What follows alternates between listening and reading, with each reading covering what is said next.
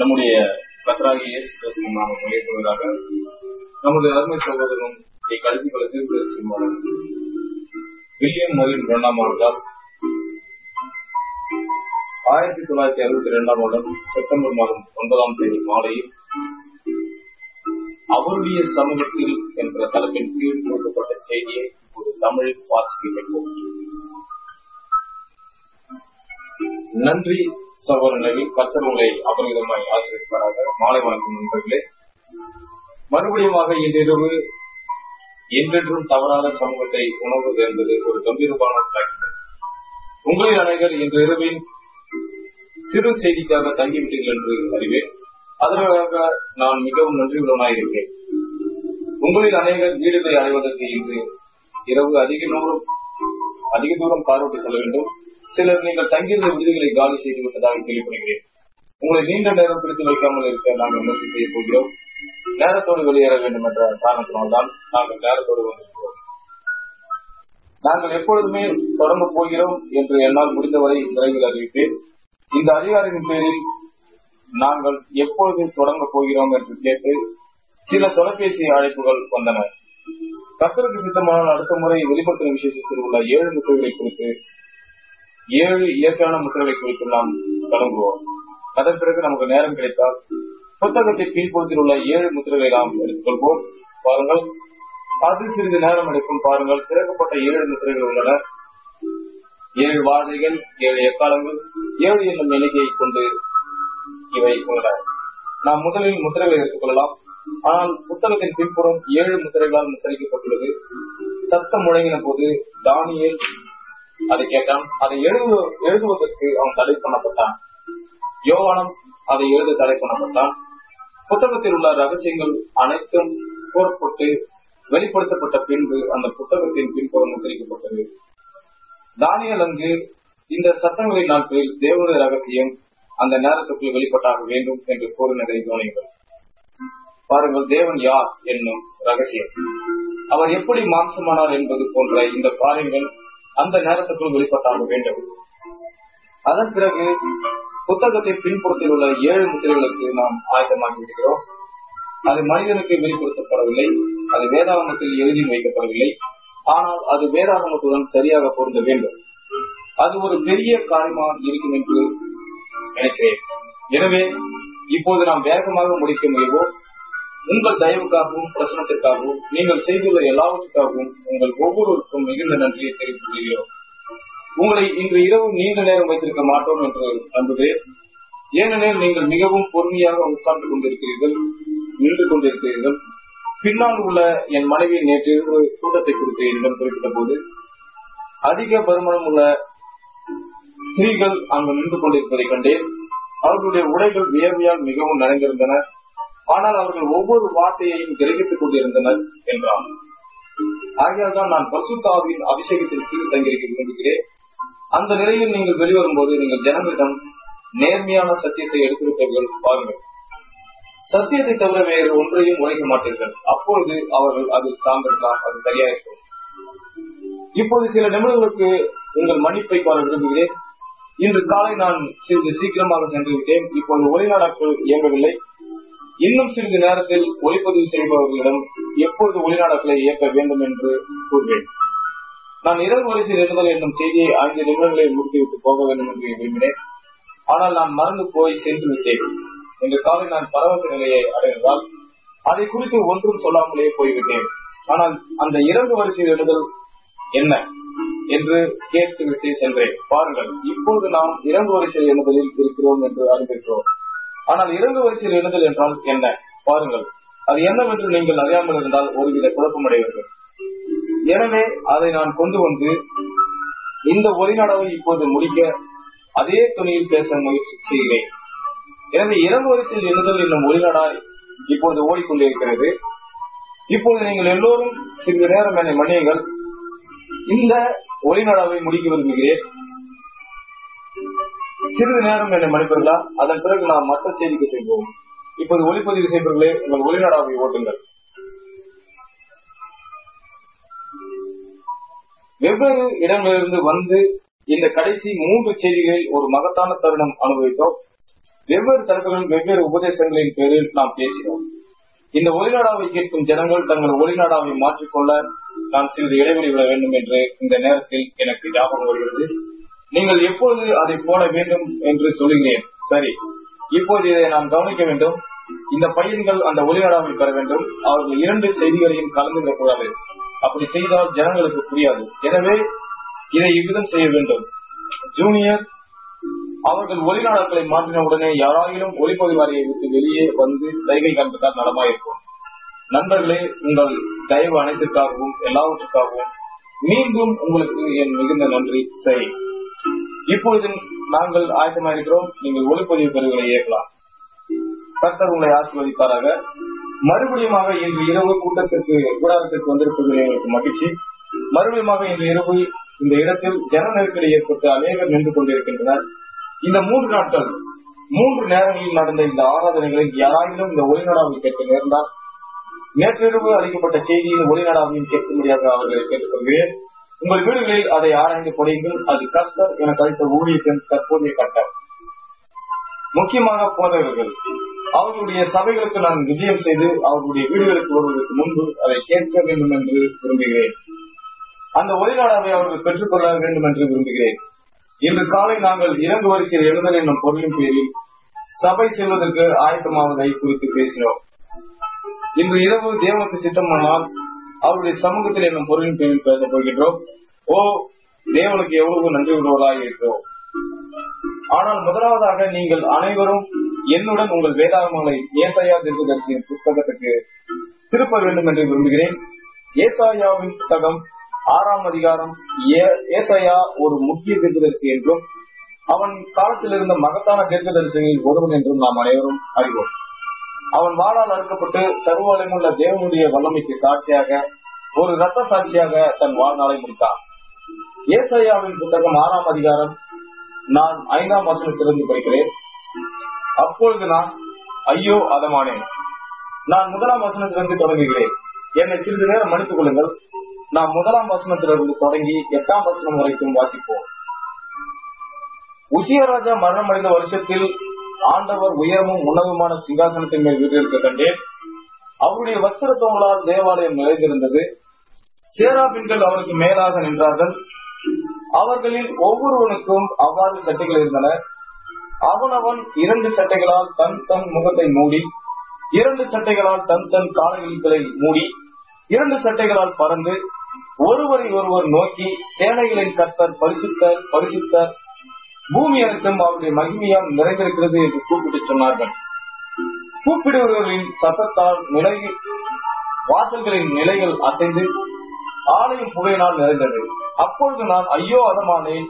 நான் அசுத்த உதல்கள் உள்ள மனுஷன், அசுத்த உதல்கள் உள்ள ஜனங்களின் நடுவில் வாசமாயிருக்கிறவன், சேனைகளின் கர்த்தராகிய ராஜாவை என் கண்கள் கண்டதே என்றேன். அப்போது சேராபின்களில் ஒருவன் பலிபீடத்திலிருந்து தன் கையிலே பிடித்த பொருட்டால் ஒரு நெருப்பு தழலை எடுத்து என்னிடத்தில் பறந்து வந்து அதனால் என் வாயை தொட்டு, இதோ இது உன் உதடுகளை தொட்டதினால் உன் அக்கிரமம் நீங்கி உன் பாவம் நிவர்த்தியானது என்றான். பின்பு யாரை நான் அனுப்புவேன், யார் நமது காரியமாய் போவான் என்று உரைக்கிற ஆண்டவருடைய சத்தத்தை கேட்டேன். அதற்கு நான் இதோ அடியேன் இருக்கிறேன், என்னை அனுப்பும் என்றேன். கர்த்தர் தமது வார்த்தையை ஆசீர்வதிப்பாராக. இது மிகவும் விசேஷமான ஒரு வேதபாகம் என்பது என் கருத்து. தேவனுடைய சமூகத்தில் மனிதர் தாங்கள் பாவிகள் என்று உணர்வதை நாம் காண்கிறோம். நாம் வெவ்வேறு இடங்களில் உள்ள போது நல்லுணர்வு கொண்டு நாம் நல்லவர் என்று கருதி கொள்கிறோம்.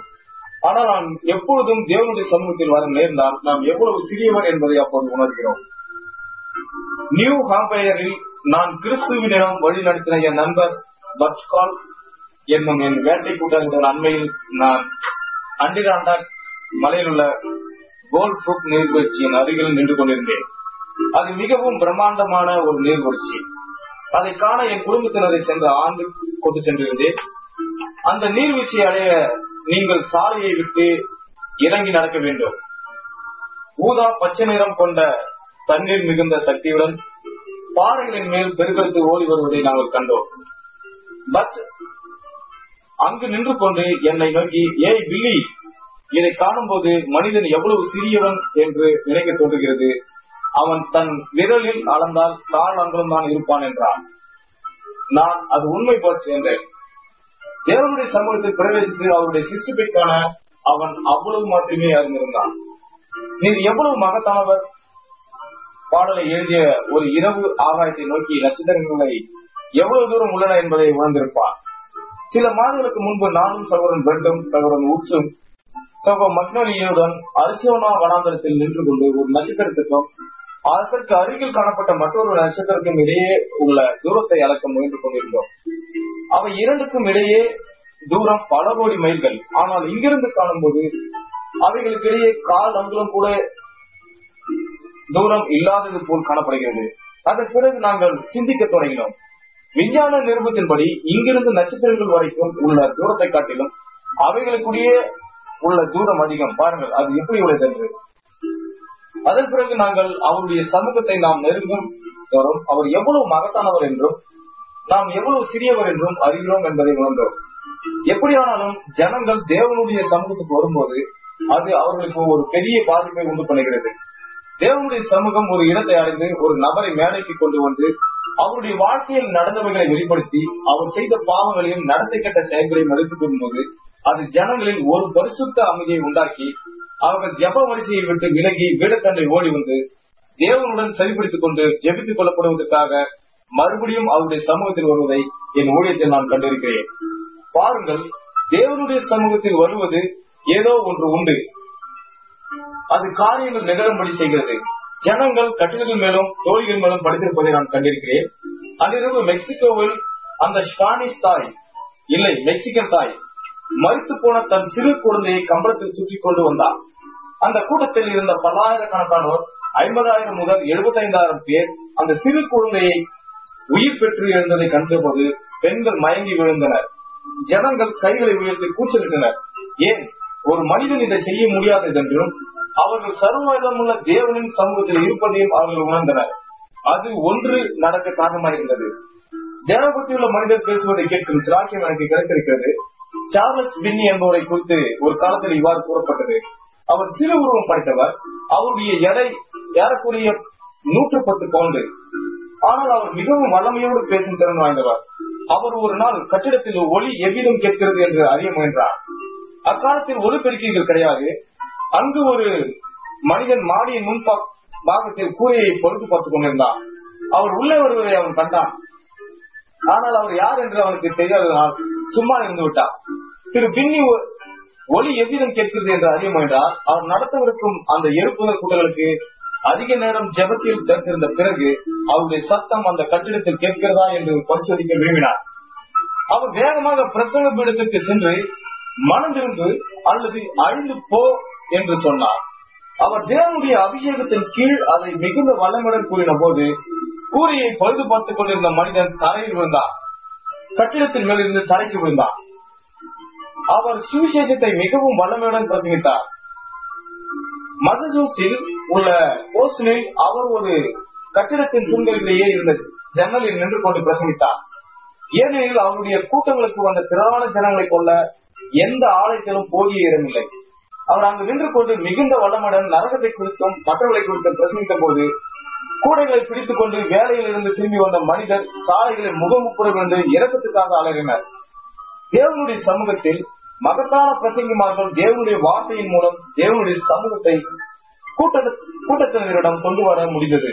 தேவனுடைய சமூகத்தை உணர்ந்து கொள்ள முடியாதபடி மனிதரின் இருதயங்கள் கடினப்படுவது என்பது அது தூரமாயிருப்பதாக. முதலாம் மனிதன் தவறு செய்து பாவத்தை பிரவேசித்த பிறகும் அவன் தேவனுடைய சமூகத்தில், அதாவது அவன் தேவனுடைய சமூகத்தில் வந்து தேவன் அவனை ஆகாமே என்று கூப்பிட்ட போது அவனால் தேவனுடைய சமூகத்தில் நிற்க முடியவில்லை. அவன் ஓடி போய் புதரின் பின்னால் ஒளிந்து கொண்டு அத்தியினால் தன்னை மறைத்துக் கொள்ள முயன்றான். ஏனெனில் அவன் சிருஷ்டி கர்த்தராகிய யெகோவாவின் சமூகத்தில் நின்று கொண்டிருப்பதை உணர்ந்தான். முதலாம் மனிதன் பாவம் செய்து தன் ஆத்மாவின் பாவத்தை கொண்டவனும் தேவனுடைய சமூகத்தில் வந்த போது அவனுக்கு உண்டான உணர்ச்சி இதுவே. அவனால் மறைக்க முடியவில்லை. ஏனெனில் அவன் இன்னும் மிருதுவாயிருந்தான். பாவம் இன்று ஜனங்களின் இருதயங்களில் வேர்கொண்டுள்ளது போல அப்பொழுது இல்லை. அவன் தன் சிருஷ்டிகர்த்தரின் முன்னால் நின்று கொண்டிருப்பதை நன்றாக அறிந்திருந்தான். அவன் புதர்களின் பின்னால் ஒளிந்து கொண்டு வெளியே வரவில்லை. தேவன் அவனுக்காக ஒரு ஆயத்தத்தை செய்யும் வரைக்கும் அவனால் வெளியே வர முடியவில்லை. நாம் வேதாகமத்துக்கு சென்று ஆதியாகமம் 17ஆம் அதிகாரம் 3ஆம் வசனத்தில் அந்த மகத்தான கோத்திரப்பிதா ஆபிரகாம் தேவனுடைய சமூகத்தில் வந்ததை காணலாம். தேவன் அவனுடன் சர்வவல்லமையுள்ள தேவனின் நாமத்தில் பேசின போது அவன் முகமுப்புறவிருந்தான். அந்த மகத்தான முற்பிதா தேவனுடைய ஊழியக்காரன். அவருக்கு 25 ஆண்டு காலமாக விசுவாசத்தோடு ஊழியம் செய்த போதிலும் அவனால் தேவனுடைய சமூகத்தில் இருக்க முடியவில்லை. தேவன் அவனிடம் வந்த போது அந்த கோத்திரப்பிதா முகமுப்புறவிருந்தான். ஏனெனில் அவனால் தேவனுடைய சமூகத்தில் நிற்க முடியவில்லை. யாத்ராகமம் 3ஆம் அதிகாரத்தில் தேவனுடைய மகத்தான ஊழியக்காரனும் தீர்க்கதரிசியும் ஆகிய மோசே வனாந்தரத்தில் பின்புறத்தில் இருந்த போது அவன் ஒரு பரிசுத்தமுள்ள மனிதனாக இருந்தான் என்று காண்கிறோம். அவன் ஒரு நோக்கத்திற்காக பிறந்திருந்தான். அவன் தன் தாயின் கர்ப்பத்திலிருந்தே தீர்க்கதரிசியாக இருக்க பிறந்தான். அவன் தன் ஜனங்களை விடுவிக்க கல்வி அறிவையும் இன்னும் மற்ற எல்லாவற்றையும் பெற முயன்று வந்தான். ஏனெனில் அவன் தன் ஜனங்களை விடுவிக்க வேண்டும் என்பதை அறிந்திருந்தான். ஆனால் அவன் அதை வேத சாஸ்திர பிரகாரமாக அறிந்திருந்தபடியா அவன் பயிற்சி பெற்றான். அவன் நன்றாக படித்து தெரியினான். அவன் உலகத்திலேயே மிகவும் அறிவாளிகளான எகிப்தியர்களுக்கு ஞானத்தை புகட்டினான். அவன் நுணுக்கங்கள் எல்லாவற்றையும் அறிந்திருந்தான். அவன் ஒரு பெரிய ராணுவ வீரன். ஆனால் ஒரு நாள் வனாந்தரத்தின் பின்புறத்தில் அவன் தேவனுடைய சமூகத்தில் வந்தபோது அவன் நிற்கிற இடம் பரிசுத்த பூமி என்பதை அறிந்து கொண்டு தன் பாதரட்சிகளை கழட்டி போட்டு முகங்குப்புறவிருந்தான். அவன் தேவனுடைய சமூகத்தில் வந்தபோது அவனால் நிற்க முடியவில்லை. அவன் ஆபிரகாமை போல் முகங்குப்புற விழுந்தான். அவனால் தேவனுடைய சமூகத்தில் நிற்க முடியவில்லை. யாத்ராகமம் 19:19 ஆபிரகாமின் நாட்கள் முதற்கொண்டு தேவனால் தெரிந்து கொள்ளப்பட்ட ஜனங்கள். ஆபிரகாம் ஈசாக்கை பெற்றான். ஈசாக்கு யாக்கோபை பெற்றான். யாக்கோபு கோத்திரப்பிதாக்களை பெற்றான். இவ்விதம் ஆண்டுகள் தோறும் வழி வழியாக பரிசுத்த மனிதர், பெரியவர்கள், தெரிந்து கொள்ளப்பட்ட ஜனங்கள், தெரிந்து கொள்ளப்பட்ட ஜாதி, பரிசுத்தமாக்கப்பட்ட பரிசுத்த ஜனங்கள் தோன்றி தங்கள் வாழ்நாள் முழுவதும் தேவனை சேவித்தனர். ஒரு நாள் தேவன் மோசேயிடம், நீ இஸ்ரவேல் ஜனங்களை இங்கு கூடி வர செய், நான் அவர்களிடத்தில் பேசப் போகிறேன் என்றார். ஆனால் தேவன் சீனாய் மலையின் மேல் இறங்கி வந்த போது மலை முழுவதும் தீப்பற்றி எரிந்தது. புகை சூளையின் புகையை போல் எழுப்பிற்று. தேவனுடைய சத்தம் முழங்கிற்று. இஸ்ரவேல் ஜனங்கள் முகமும் புறவிருந்து, மோசே பேசட்டும், தேவன் பேச வேண்டாம், அவர் பேசினால் நாங்கள் மரித்து போவோம் என்றனர். மனிதன் தேவனுடைய சமூகத்தில் தான் பாவி என்பதை உணர்கிறார். அவர்கள் ஒவ்வொருவரும் நியாய பிரமாணத்தின்படி விருத்த சேதனம் பண்ணப்பட்டிருந்தனர். அவர்கள் கற்பனைகளை கை கொண்டு வந்தனர். இருப்பினும் அவர்கள் தேவனுடைய சமூகத்தில் வந்து தேவன் பேசின அவர்கள் சரியா இல்லை என்பதை உணர்ந்தனர். இருப்பினும் அவர்கள் தேவனுடைய சமூகத்தில் வந்து தேவன் பேசின போது அவர்கள் சரியா இல்லை என்பதை உணர்ந்தனர். அவர்கள் தேவனுடைய சமூகத்தில் வந்ததால் அவர்களிடம் ஏதோ ஒன்று குறைவாய் இருந்ததை அறிந்து கொண்டனர். அவர்கள் மோசே பேசட்டும், தேவன் பேச வேண்டாம், தேவன் பேசினால் நாங்கள் அனைவரும் மரித்து போவோம், மோசே எங்களுடன் பேசட்டும் என்றனர். லூக்கா 5:8 பேதுரு, அவன் மிகவும் பிடிவாதமுள்ள மனிதன், செல்வாக்கு நிறைந்தவன், அதிகாரம் பெற்றிருந்தவன் என்று நாம் காண்கிறோம். அவன் எல்லாவற்றையும் மிரட்டுபவன், ஒரு பெயர் பெற்ற செம்படவன். ஆனால் காண்பதற்கு சாதாரண மனிதரை போல் இருந்த ஒருவர் தேவனுடைய அற்புதத்தை செய்ததை அவன் கண்டபோது அத்தனை மீன்களையும் வலையில் அகப்பட வைத்தவர் மனிதரை காட்டிலும் மேலானவராக இருக்க வேண்டும் என்பதை அவன் அந்நேரத்தில் உணர்ந்து கொண்டான். அவன் மீன் பிடிப்பதில் பெற்றிருந்த கல்வியையும் அறிவையும் உபயோகப்படுத்தி இரவு முழுவதும் பிரயாசப்பட்டு ஒரு மீனும் அகப்படவில்லை. அப்போது யாரோ ஒருவர், உன் வலையை போடு என்று சொல்வதை கேட்டான். அவன் வலையை இழுக்க தொடங்கின போது அது திரளான மீன்கள் இருந்தன. அப்போது அவன் ஒரு பாவியான மனுஷன் என்பதை உணர்ந்தான். அவன், ஆண்டவரே, நான் பாவியான மனுஷன், நீர் என்னை விட்டு போக வேண்டும் என்றான். யார் அப்படி சொன்னது? பரிசுத்த பேதுரு. அவன் தேவனுடைய சமூகத்தில் தன் பாவி என்பதை உணர்ந்ததனால் அவனை விட்டு போகும்படி தேவனை வேண்டிக் கொண்டான். ஆபிரகாம் தான் தவறு என்பதை உணர்ந்தான். ஆதாம் தான் தவறு என்பதை உணர்ந்தான். அவன் தேவனுடைய குமாரன். அவன் தன்னுடைய தவறை உணர்ந்தான். மோசே தான் தவறு என்பதை உணர்ந்தான். இஸ்ரவேல் ஜனங்கள் ஒரு சபையாகவும் ஒரு ஜாதியாகவும் நாங்கள் தவறு என்பதை உணர்ந்தனர். நான் பாவியான மனுஷன், என்னை விட்டு போக வேண்டும். அவன், நான் பரிசுத்தமுள்ளவன், இதை பெற்றுக்கொள்ள தகுதியுள்ளவன் என்று கூறவில்லை. அவன், நான் பாவியான மனுஷன் என்றான். ஒரு நாள் தன்னை மதாபிமானி என்று அழைத்துக் கொண்ட ஒருவன், அவன் கமாலியல் என்னும் பெயர் கொண்ட ஒரு சிறந்த வேத ஆசிரியரிடம் வேத சத்திரம் அனைத்தும் கற்றுத் தேர்ந்தவன். அவனுடைய பெயர் தர்சு பட்டணத்தான் ஆகிய சவுல். அவன் தான் பவுல் என்று நமக்கு தெரியும். அவன் முழுக்க மதாபிமானி. அவன் யூத மார்க்கத்தின் எல்லா நுணுக்கங்களையும் அறிந்திருந்தான். அவன் பரிசேயரில் எபிரேயனுமாய் இருந்தான்.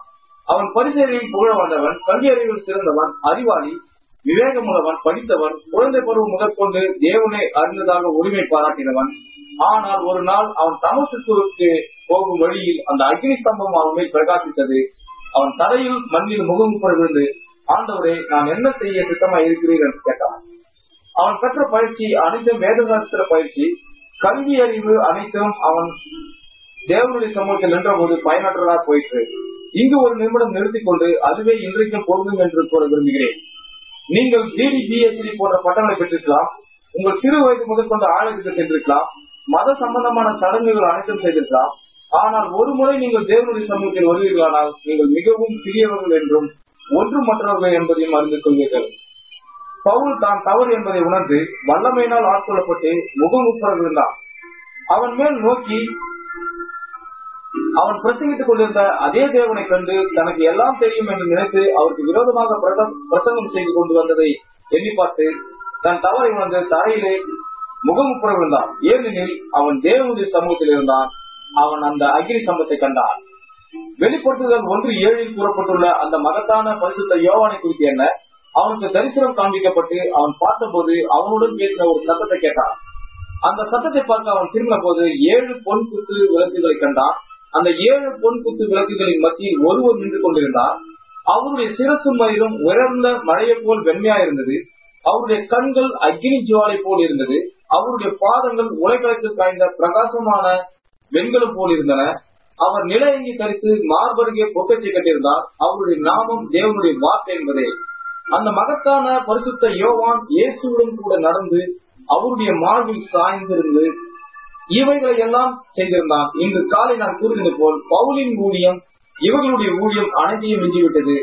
யோவான் இயேசுவுடன் கூட நடந்து அவருடன் உரையாடி அவருடன் உறங்கி அவருடன் புசித்திருந்த போதிலும் அவன் அவரை அந்த மகிமையின் நிலையில் நிற்க கண்டபோது செத்தவனை போல் அவருடைய பாதத்தில் விழுந்ததாக கூறுகிறான். ஆமேன். அதை சிந்தித்து பாருங்கள். நாம் சபைக்கு வந்து தேவனை குறித்து பேசி அவரை துதித்து இவை அனைத்தும் செய்யலாம். ஆனால் ஓ சகோதரனே, அவர் வருவதை நாம் காணும்போது நம்முடைய இருதயங்களில் ஏதோ ஒன்று வித்தியாசமாக இருக்கும். சபைக்கு சென்று தசமபாகம் செலுத்துவதனால் நம்முடைய மத சம்பந்தமான கடமைகளை நாம் செய்வதாக நினைக்கலாம். நாம் சபையின் சட்டத்திட்டங்களை கடைபிடித்து ஸ்தாபன பிரமாணங்களை அனைத்தையும் உச்சரிக்கலாம். ஆனால் நாம் ஒரு முறை அவரை பார்த்துவிட்டால் எல்லாமே முழுவதுமாக மாறிடும். ஆம், அது நிச்சயம். இந்த மகத்தான மனிதன் பரிசுத்த யோவான் அப்படிப்பட்ட ஒரு பெரிய மனிதன். செத்தவனை போல் அவருடைய பாதத்தில் வந்ததாக வெளிப்படுத்தும் விசேஷம் 1:17 உரைக்கிறது. அவன் கிறிஸ்துவுடன் 3 ஆண்டுகள் ஐக்கியம் கொண்டிருந்தான். அவன் நிருபங்களை எழுதினவர்களில் ஒருவன். அவருக்கு பிறகு அவன் எழுதினான். அவருடன் அவன் மேதையை புசித்தான். அவருடன் படுக்கையில் உறங்கினான். அவர் சென்ற இடமெல்லாம் கூட சென்று அவருடன் ஐக்கியம் கொண்டான். ஆனால் அவரை பார்க்க அவன் திரும்பின போது அவனுக்கு உயிர் இல்லை. அவன் செத்தவனை போல் தரையில் விழுந்தான். சரி, நாம் ஏசாவை காண்கிறோம், நாம் ஏசாயாவை காண்கிறோம். இப்பொழுது நாம் படித்த வேத பாகத்தில் ஏசாயா 6:5 இவன் ஒரு பெரிய வல்லமையுள்ள தீர்க்கதரிசி. வேதத்தில் உள்ள மிகப்பெரிய தீர்க்கதரிசிகளில் ஒருவன். வேதாகமத்தில் 66 புத்தகங்கள் உள்ளன. ஏசாயா ஆதியாகமத்தை தொடங்கி நடுவில் புதிய ஏற்பாட்டின் சம்பவங்களை கொண்டு வந்து 1000 வருட அரசாட்சியில் முடிக்கிறான். அப்படியே ஆதியாகமும் புதிய ஏற்பாடு வெளிப்படுத்தும் விசேஷம் பரிபூர்ணமானது. ஏசாயா முக்கிய தீர்க்கதரிசிகளில் ஒருவன். அவன் அந்த ராஜா உசியாவின் கரங்களில் சார்ந்திருந்தான்.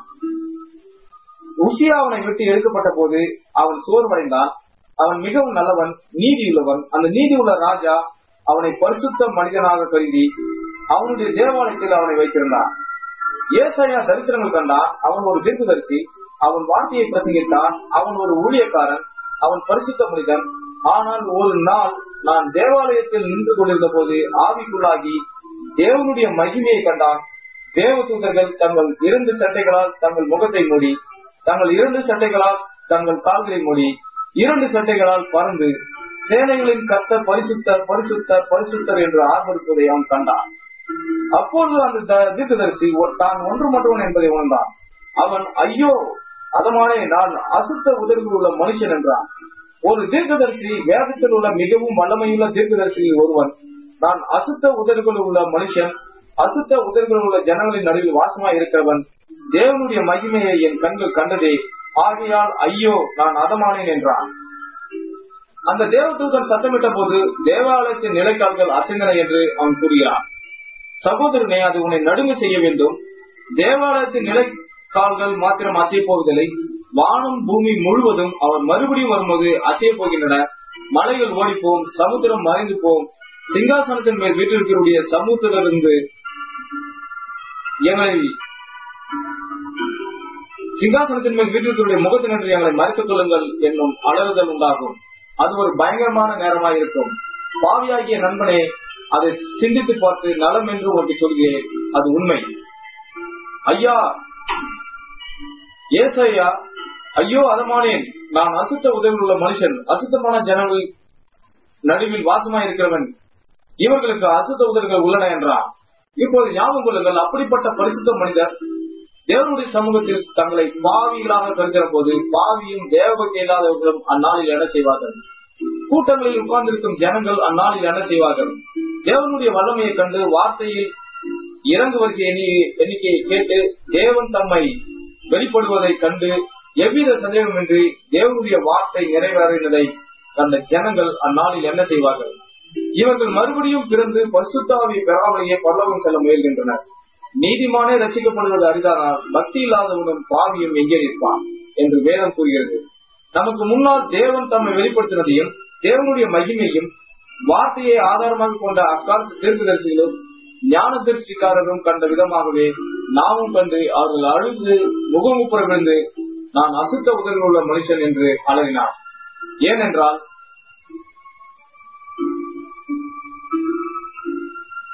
நான் அசுத்த உதவியில் உள்ள மனுஷன் என்று அலறினர் என்றால் நாம் எந்த நிலையில் இருக்க போகிறோம்?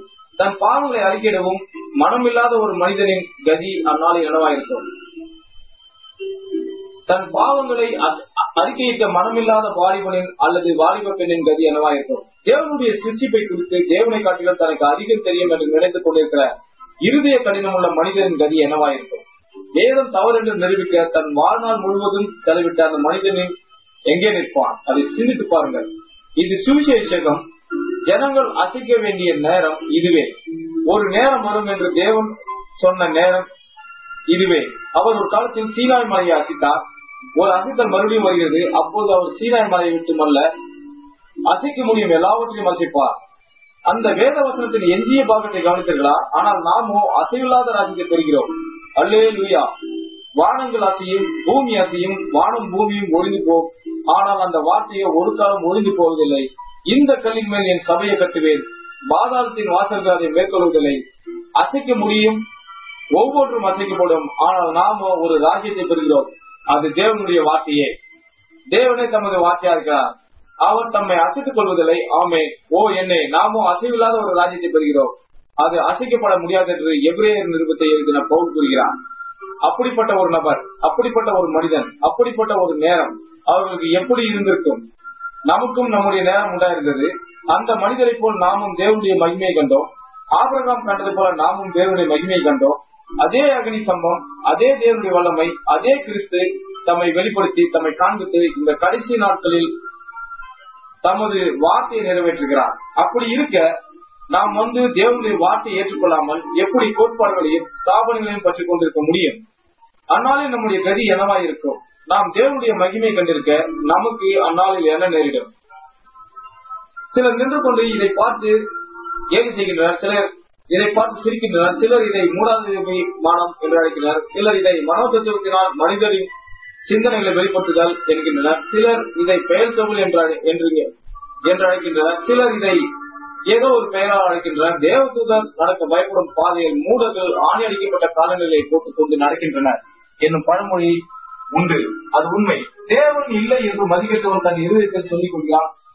தேவன் தமது சொந்த வார்த்தையினால் தம்மை மிகவும் பரிபூர்ணமாக வெளிப்படுவதை அவன் கண்ட பிறகு அதை குறித்து கேள்வி செய்தார். அவன் ஒரு முட்டாள். ஏனெனில் தேவன் வார்த்தையா இருக்கிறார். அவர் தம்மை அவர்களுக்கு தெளிவாக வெளிப்படுத்தி கொடுத்திருக்கிறார். அதை ஏற்றுக்கொள்ளாதவன் மதிக்கட்டவன் என்று வேதம் இருக்கிறது. அந்த இடத்தில் அவன் இருக்கும் போது அவனுடைய கதி என்னவாயிருக்கும்? தேவபக்தி இல்லாத அந்த மனிதனுக்கு அந்த நாள் பயங்கரமாயிருக்கும். ஆனால் மனம் திரும்பின பாவிகள் பயப்பட தேவையில்லை. ஓ இல்லை, மனம் திரும்பும் ஒரு பாவி ரத்தம் தோய்ந்த பலி அவனுடைய இடத்தில் நின்று கொண்டு காத்துக் கொண்டிருக்கிறது என்பதை அறிந்திருக்கிறான். எனக்கு ஆறுதலை அளிப்பது அதுவேதான். நான் தேவனுடைய மகிமையை கண்டிருக்கிறேன். அவருடைய வல்லமையை நான் உணர்ந்திருக்கிறேன், அவருடைய கருத்தின் கொடுத்தலை நான் அறிந்திருக்கிறேன், அவருடைய சிற்றிகளின் தொடுமையை நான் அறிந்திருக்கிறேன். அவர் தேவன் என்று எனக்கு தெரியும். நான் இழக்கப்பட்டேன் என்று அறிகிறேன். ஆனால் அங்கே ஒருவர் எனக்காக நின்று கொண்டிருக்கிறார். ஆமென். அங்கே ஒருவர் நின்று கொண்டு, பிதாவே, அவருடைய அக்கிரமத்தை எல்லாம் என் மீது வைத்துவிடும், ஏனெனில் அவன் பூமியின் மீது எனக்காக அவன் நின்றான் என்று கூறுகின்றான். அல்லேலூயா. அப்பொழுது என்னுடைய இருதயத்தில் கிருபையை கொண்டவனாக நல்ல கிரியைகளினாலே, ஆனால் அவருடைய இரக்கத்தினாலே நான் ரட்சிக்கப்பட்டேன் என்பதை அறிந்து நான் தைரியமாக சிங்காசனத்தை நோக்கி நடந்தேன். என்னால் எதை செய்ய முடியும், என்னால் எதை சேர்ந்திருக்க முடியும், என்னால் என்ன கூற முடியும் அல்ல, ஆனால் அவர் தம்முடைய கிருபையால் தான் என்னை ரசித்தார். அதை கிரகித்துக் கொண்ட கவிஞர், திகைப்பூட்டும் கிருபை எவ்வளவு இனிமையான துணி, என்னை போன்ற ஈனனை ரசித்தது. ஒரு காலத்தில் நான் காணாமல் போயிருந்தேன், இப்பொழுதோ கண்டுபிடிக்கப்பட்டேன். குருடனாக இருந்தேன், இப்போது காண்கிறேன் என்ற கூச்சலுக்குகள் வியப்பொன்றுமில்லை. நாம் எப்படி பரலோகம் செல்ல முடியும்? நீங்கள் எப்படி பரலோகம் செல்ல முடியும்? நம்மால் முடியாது. நமக்கு ஒரு வழியும் இல்லை. ஆனால் ஒருவர் அதற்கான வழியை உண்டாக்கினார். அவரே வழி. அவரை நாம் எப்படி அறிவது? ஒரே ஆவினாலே, அவருடைய ஆவினாலே நாம் ஒரே சரீரத்துக்குள்ளாக ஞானஸ்நானம் பண்ணப்பட்டிருக்கிறோம். அது ஒரு சுழற்பாதையில் செல்வது போல் மேலே எழுப்பப்படும். நாம் இந்த கடைசி நாட்களில் விண்வெளி வீரர்களாக இந்த பூமியை விட்டு தேவனுடைய சமூகத்துக்கு செல்வோம். ஆமே. நிச்சயமாக மனம் திரும்பின பாவிகள் கவலைப்பட வேண்டியதில்லை. அவர்களுடைய இடத்தில் வேறொருவர் இருக்கிறார். அவருடைய சமூகத்துக்கு இப்போது வந்து அவருடைய சமூகத்தில் இருப்பதாக நாம் அறிந்து கொண்ட பிறகு, அவர் பூமியில் இருந்த போதே செய்த கிரிகளை இப்போது செய்வதை நாம் கண்டோம். நீங்கள் காண்பது திராட்சை செடியா என்று எவ்விதம் அறிந்து கொள்வீர்கள்? அது கொடுக்கும் கனியின் மூலமாய்.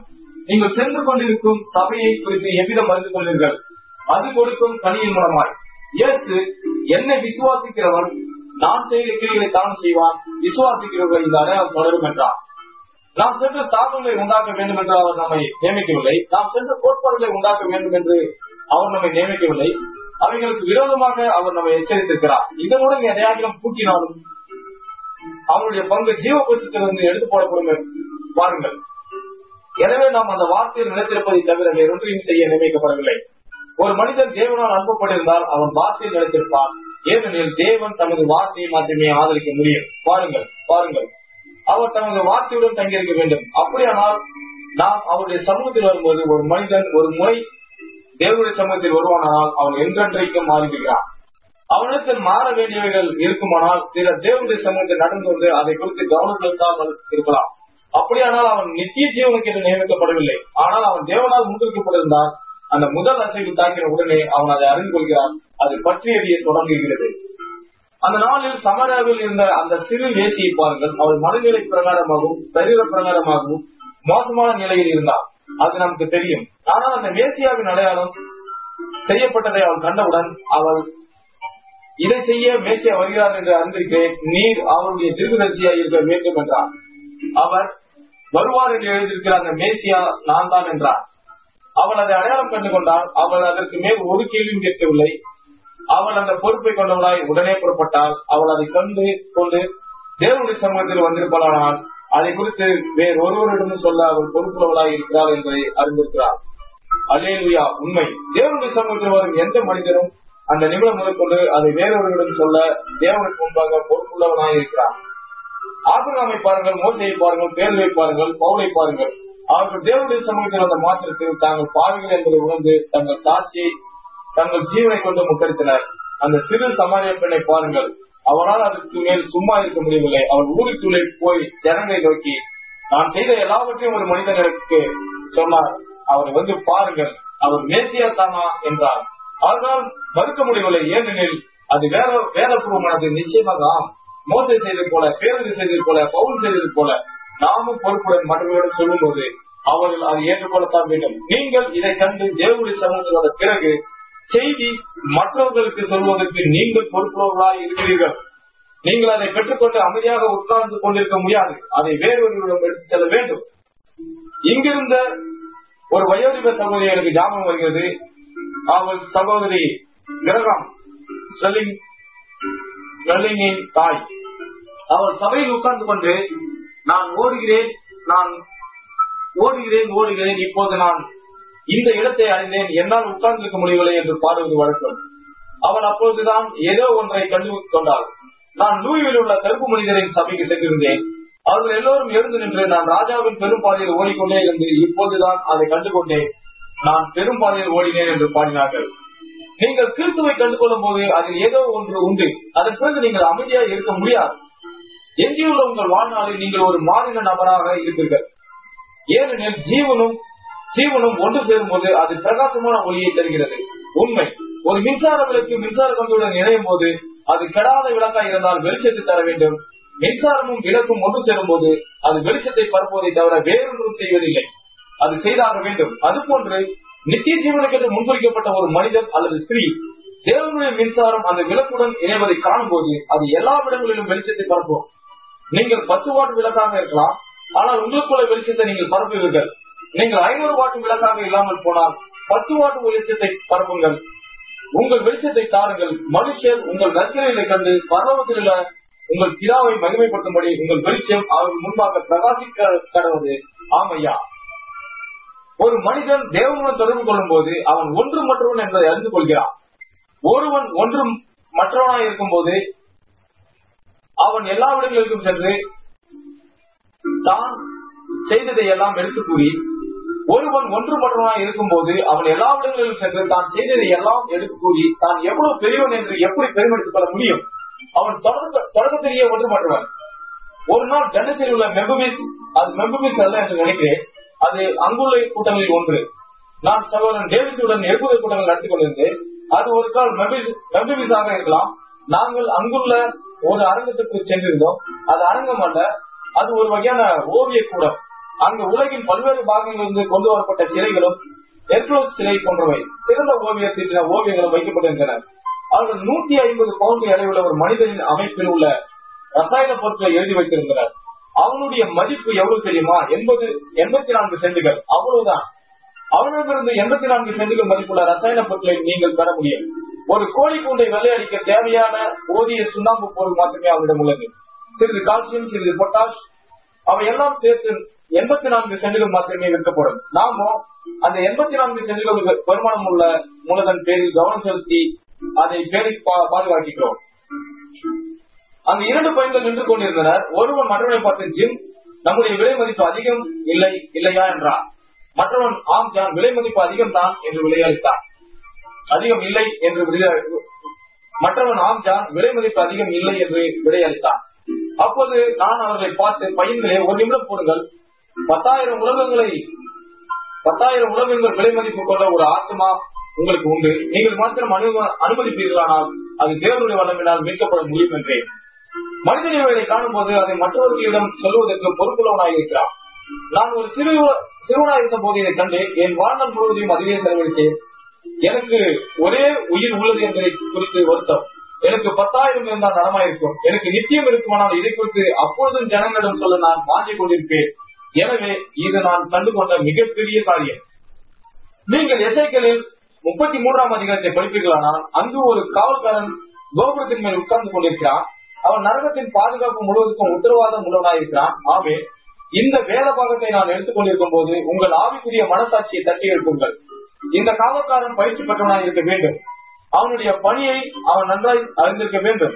தூரத்தில் எதிரிகள் வரும்போதே அவனால் அதை கண்டுபிடித்து விட முடியும். அவருடைய அனுபவத்தின் சத்தம், அவருடைய நிறம், அவர்களுடைய வரிசை கிரமம், இவர்கள் அனைத்தும் அவனுக்கு நன்றாக தெரியும். மனித கண்கள் காணும் தூரம் வரைக்கும் அவனால் காண முடியும். அவன் மற்றவர்களை காட்டிலும் உயரமான ஒரு இடத்தில் இருந்தான். எதிரியை கண்டு கொள்ள அவன் பயிற்சி பெற்றிருந்தான். தேவன் முழு நகரத்தின் ரத்தப்படியையும் அவனுடைய கையில் வைத்திருக்கிறார். ஜாமக்காரனே, இரவு எவ்வளவு சென்றது! அல்லேலூயா. அவ்வாறு தேவனுடைய படை வீரர்களும் இருந்துள்ளனர். அவர்கள் வார்த்தையில் பயிற்சி பெற்றுள்ளனர். வேத வசனம் இல்லாத ஒன்று மெருகேற்றப்பட்டுக் கொண்டு தரப்படுமானால் அவர்கள் சபையோரை எச்சரிக்கின்றனர். வேதாமத்தில் இல்லாத ஒன்று, தேவனைப்போல் இல்லாத ஒன்று, உதாரணமாக சூப் இரவு உணவு, நடனங்கள், போதவர்களுக்கு பணம் அளிக்க நடத்தப்படும் நிகழ்ச்சிகள் போன்றவை தவறானவை. சபைகளில் சூதாட்டங்கள், சீட்டு விளையாட்டு, இவை யாவும் தவறு. சுவற்றின் மேல் இருக்கும் உண்மையான காவல்காரன் ஒருமுறை தேவனுடைய சமூகத்தில் இருந்தவன். அவன் சுவற்றின் மேல் இல்லாமல் போனால் சுவற்றின் மேல் இருக்க வேண்டும். அந்த சுவர் மற்ற சபையோரை விட உயரமாக இல்லாமல் இருக்கலாம். ஆனால் முடியாத இடத்திற்கு தேவன் அவனை உயர்த்துவார். அவன் மந்தையின் மேல் கண்ணோட்டமாய் இருக்கிறான். தேவன் அதை அவன் கையில் கேட்பார். தேவனுடைய சமூகத்தில் என்று தேவன் தேவன் என்றும் அவர் தம்முடைய வார்த்தையை நிறைவேற்றுகிறார் என்றும் அதுல எந்த தேவ மனிதனிடத்திலும் தேவன் தமது கடமையை நிறைவேற்றி அவருடைய வார்த்தையை நிறைவேற செய்வதை காணலாம். எத்தனை ஸ்தாபனங்கள் அதை கீழ்த்தெறிய முயன்றாலும் அவன் சத்துருவின் சேனைகளின் தரத்தை அறிந்திருக்கிறான். ஆமென். ஒரு உண்மையான காவல்காரன் சபையோருக்கு என்ன சொல்ல வேண்டும் என்பதை அறிந்திருக்கிறான். தேவன் உண்டென்றும் அவருடைய சமூகத்தில் நாம் இருந்திருக்கிறோம் என்றும் நாம் அறிக்கையிட்டு நம்முடைய பாவங்களை நாம் அறிக்கையிட்டால் அவை அவருடைய நினைவில் புத்தகத்திலிருந்து போக்கப்படுகின்றன. தேவனை தவிர வேறு யாரும் அதை செய்ய முடியாது. நீங்கள் எனக்கு தீங்கு இழைத்தால் நான் ஒரு கால் உங்களை மன்னித்து விடலாம், ஆனால் அதை ஞாபகத்தில் வைத்துக் கொண்டே இருப்பேன். அதுபோன்று நான் உங்களுக்கு தீங்கு இழைத்தால் நீங்கள் என்னை மன்னித்து விடலாம், ஆனால் அதை ஞாபகத்தில் வைத்துக் கொண்டிருப்பீர்கள். ஆனால் தேவன் ஒருவர் மட்டுமே அதை மன்னிக்கவும் மறக்கவும் முடியும். அதை நான் நினையாமல் இருப்பேன் என்பதை சற்று யோசித்து பாருங்கள். ஆமென். அது எனக்கு நல்லுறவை தருகிறது. தேவன் ஒருவர் மாத்திரமே அதை இனி நினையாமல் இருக்க முடியும். அதை அவருடைய நினைவின் புத்தகத்திலிருந்து எடுத்து போடுவதாக அவர் கூறியுள்ளார். என்னால் முடியாது, உங்களால் முடியாது. ஏனெனில் நமக்கு இந்த சிறு முடிவு பெறக்கூடிய புலன்கள் மாத்திரமே உள்ளன. ஆனால் தேவனும் முடிவற்றவர். அதை செய்தது போலவே எண்ணாமல் அதை முற்றிலுமாக மறக்க அவரால் முடியும். ஆமென். ஒரு இளம் பெண் நகர்ப்புற சபையிலிருந்து வந்திருந்தால் அவருடைய தகப்பனார் பழைய நாகரிகம் கொண்ட பூச்செல்லும் பிரசங்கி இல்லை சபை அமைக்கிறார். அவள் நகரத்துக்கு வந்து குடியேறி அங்கிருந்த பெண்களுடன் பழகி அவர்களுடைய நாகரிகத்தை பின்பற்றி அவர்களை போல் நடந்து கொண்டாள். அவள் தன் பெற்றோரின் இல்லை தகப்பனாரின் நடத்தையை கண்டு அவமானம் கொண்டாள். அவருடைய தாய் ஏற்கனவே மறைத்து விட்டாள். இந்த முதியவர் செய்யும் ஒரே காரியம் என்னவெனில் அவர் காலையில் எழுந்து காலை உணவை உண்டுவிட்டு வேதாகமத்தை எடுத்து அதை வாசித்து நாள் முழுவதும் அழுது ஜெபித்து சத்தமிட்டுக் கொண்டு அறையில் இங்கும் அங்கும் நடந்து கொண்டே இருப்பதே. மகள் இதை குறித்து தர்ம சங்கடம் அடைந்தார். எனவே வேதாகமும் கையில் கிடைத்தால் இரவு முழுவதும் அவர் வேதாகமத்தை படித்துக் கொண்டிருந்து படுக்கையை விட்டு இருந்து தேவனுக்கு மகிமை அல்லேலூயா ஓ தேவனுக்கு மகிமை என்று பாதி இரவு சத்தமிட்டுக் கொண்டிருப்பார். ஒரு நாள் அந்த பெண் தன் சபை அங்கத்தினருக்கு விருந்து கொடுக்க எண்ணினார். அவர்கள் வழக்கமாக செய்வது போல் ஒரு சிறு தேர்வில் இருந்து தன் தகப்பனை என்ன செய்ய வேண்டும் என்று அவருக்கு தெரியவில்லை. எப்படியானாலும் அவர் அவருடைய தகப்பன். எனவே அவரை மாடியில் உள்ள ஒரு சிறு அறையில் வைத்துவிட தீர்மானம் கொண்டார். அவள் அப்பா பெண்கள் உள்ள இடத்தில் நீங்கள் இருக்க பிரியப்பட மாட்டீர்கள் இல்லையா என்று கேட்டார். அவர் இல்லை எனக்கு பிரியமில்லை என்றார். அவள் இன்று சபையை சேர்ந்த பெண்கள் இங்கு வரப்போகிறார்கள். நாங்கள் ஒரு சிறு ஜெப கூட்டம் வைத்திருக்கிறோம். ஆகினால் அப்பா நீங்கள் மாடியில் உள்ள அறைக்கு சென்று விடுங்கள் என்றார். அவர் சரி நான் போகிறேன் என்றார். அவள் இந்த அருமையான புத்தகத்தை படியுங்கள் என்று சொல்லி ஒரு பூகோள புத்தகத்தை கையில் கொடுத்தார். அவர் அமைதியாக இருக்க வேண்டும் என கருதி அவருடைய வேதாகமத்தை அங்கிருந்து எடுத்து விட்டார். அவர் வேதாகமத்தை படித்தால் அதிக சத்தமிடுவார் என்று அவருக்கு தெரியும். எனவே விருந்து நடந்து கொண்டிருக்கும் இடத்தை விட்டு அவர் மேலே சென்றார். அவர் பூகோள புத்தகத்தை கொடுத்து இது நல்ல புத்தகம் அப்பா, இதை நீங்கள் படிக்க வேண்டிய உலகத்தை குறித்த உண்மைகளை இது கூறுகிறது என்றார். அவர் அதை படிக்க எனக்கு ஆவல் என்றார். எனவே அவள் நீங்கள் இப்பொழுதுக்கு மேலே போய் இந்த பெண்கள் இங்கிருந்து போகும் வரைக்கும் அமைதியா இருங்கள். அதன் பிறகு நீங்கள் கீழே இறங்கி வந்து என்ன வேண்டுமானாலும் செய்யுங்கள் என்றார். அவர் ஒப்புக்கொண்ட மாளிகை சென்று அங்கே உட்கார்ந்தார். அவர்கள் எல்லோரும் தேர்தல் இருந்த அருந்தி இன்னாரை குறித்து பேசி அது எப்படி நடக்கிறது என்று உங்களுக்கு தெரியும் நல்ல தருணம் அனுபவித்துக் கொண்டிருந்தனர். அப்பொழுது திடீரென்று மேல் மாடி ஏதோ ஒன்று அவிழ்த்து விடப்பட்டது போல் கூச்சல்களும் குதிக்கும் சத்தமும் கேட்டது. அந்த அதிர்ச்சியில் கூரையிலிருந்து சுண்ணாம்பு கீழே விழுந்தது. அந்த முதியவர் மேலறையில் வேகமாக இங்கும் அங்கும் ஓடி மேலும் கீழே குதித்து தேவனுக்கு மகிமை என்று உறக்க சத்தமிட்டுக் கொண்டிருந்தார். இந்த பெண்களுக்கு மாடியில் என்ன நடந்தது என்றும் யார் அங்கே இருந்தது என்றும் தெரியவில்லை. அவர் படிக்கட்டில் வேகமாக இறங்கி வந்தார். அவள் அப்பா உங்களுக்கு படிக்க நான் பூகோள புத்தகத்தை அளவா கொடுத்தேன் என்று கேட்டார். அவர் ஆம் எனக்கு தெரியும் அந்த பூகோள புத்தகத்தை நான் படித்துக் கொண்டிருந்த போது கடலில் சில இடங்களில் கடையாந்திரமே இல்லை என்று எழுதப்பட்டிருந்ததை கண்டேன். வேதாகமத்தில் நேற்று நான் என் பாவங்களை அவர் மறதியின் கடையில் போட்டு விட்டதாக படித்தேன். தேவனுக்கு மகிமை அவை ஆழத்தில் இன்னும் போய்கொண்டிருக்கின்றன. அவைகளுக்கு ஒரு கடையாந்திரமே இல்லை, அவை போய்கொண்டிருக்கின்றன என்றார். அது உண்மை. அதன் காரணமாக அவர் ஆர்வலித்தார். நல்லது, அது உண்மை. தேவன் நமது பாவங்களை மறதியின் கடையில் போட்டுவிட்டு அவைகளை போக்கிவிட்டார். அவை முதற்கண் நடக்காது போலவே அவர் எண்ணுகிறார். ஓ என்னை அப்போது நாம் தேவனுடைய கிருபையையும் நமது கர்த்தராகிய இயேசு கிறிஸ்துவின் மூலமாய் அவர் பரிசுத்தராய் இருப்பது போல நாமும் பரிசுத்தரும் தூய்மை உள்ளவருமாய் இருக்கிறோம். ஏனெனில் அங்கு நான் செல்லும் போது அவர் என்னை காண்பதில்லை. அவருடைய சொந்த குமாரனை காண்கிறார். அந்த ஒரு வழியில் மட்டுமே அவர் காண முடியும். அவர் என்னை காண முடியாது, ஏனெனில் நான் அவருடைய குமாரனுக்குள் இருக்கிறேன். அவர் தமது குமாரனை மட்டுமே காண்கிறார். அது அற்புதம் அல்லவா? நாம் பாவங்களை குறித்து இனி நினைக்க வேண்டிய அவசியம் இல்லை. அவை போய்விட்டன, அவை ரத்தத்தில் உள்ளன. ஆமையா, அதை குறித்து இனி நாம் கவலைப்பட வேண்டிய அவசியம் இல்லை. அவை அனைத்தும் வெளியேறி தேவனுடைய நினைவில் இருந்து அகற்றிவிட்டன.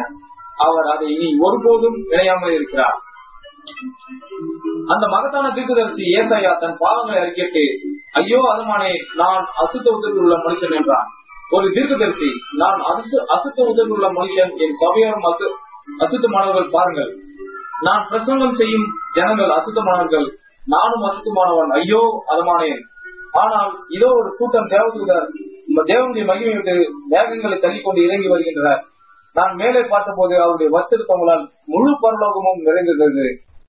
பாவம் என்னவென்றே அறியாத இந்த தேவதூதர்கள் நான் கவனித்துக் கொண்டிருந்தேன். பாவம் என்றால் என்னவென்றே அவர்களுக்கு தெரியாது.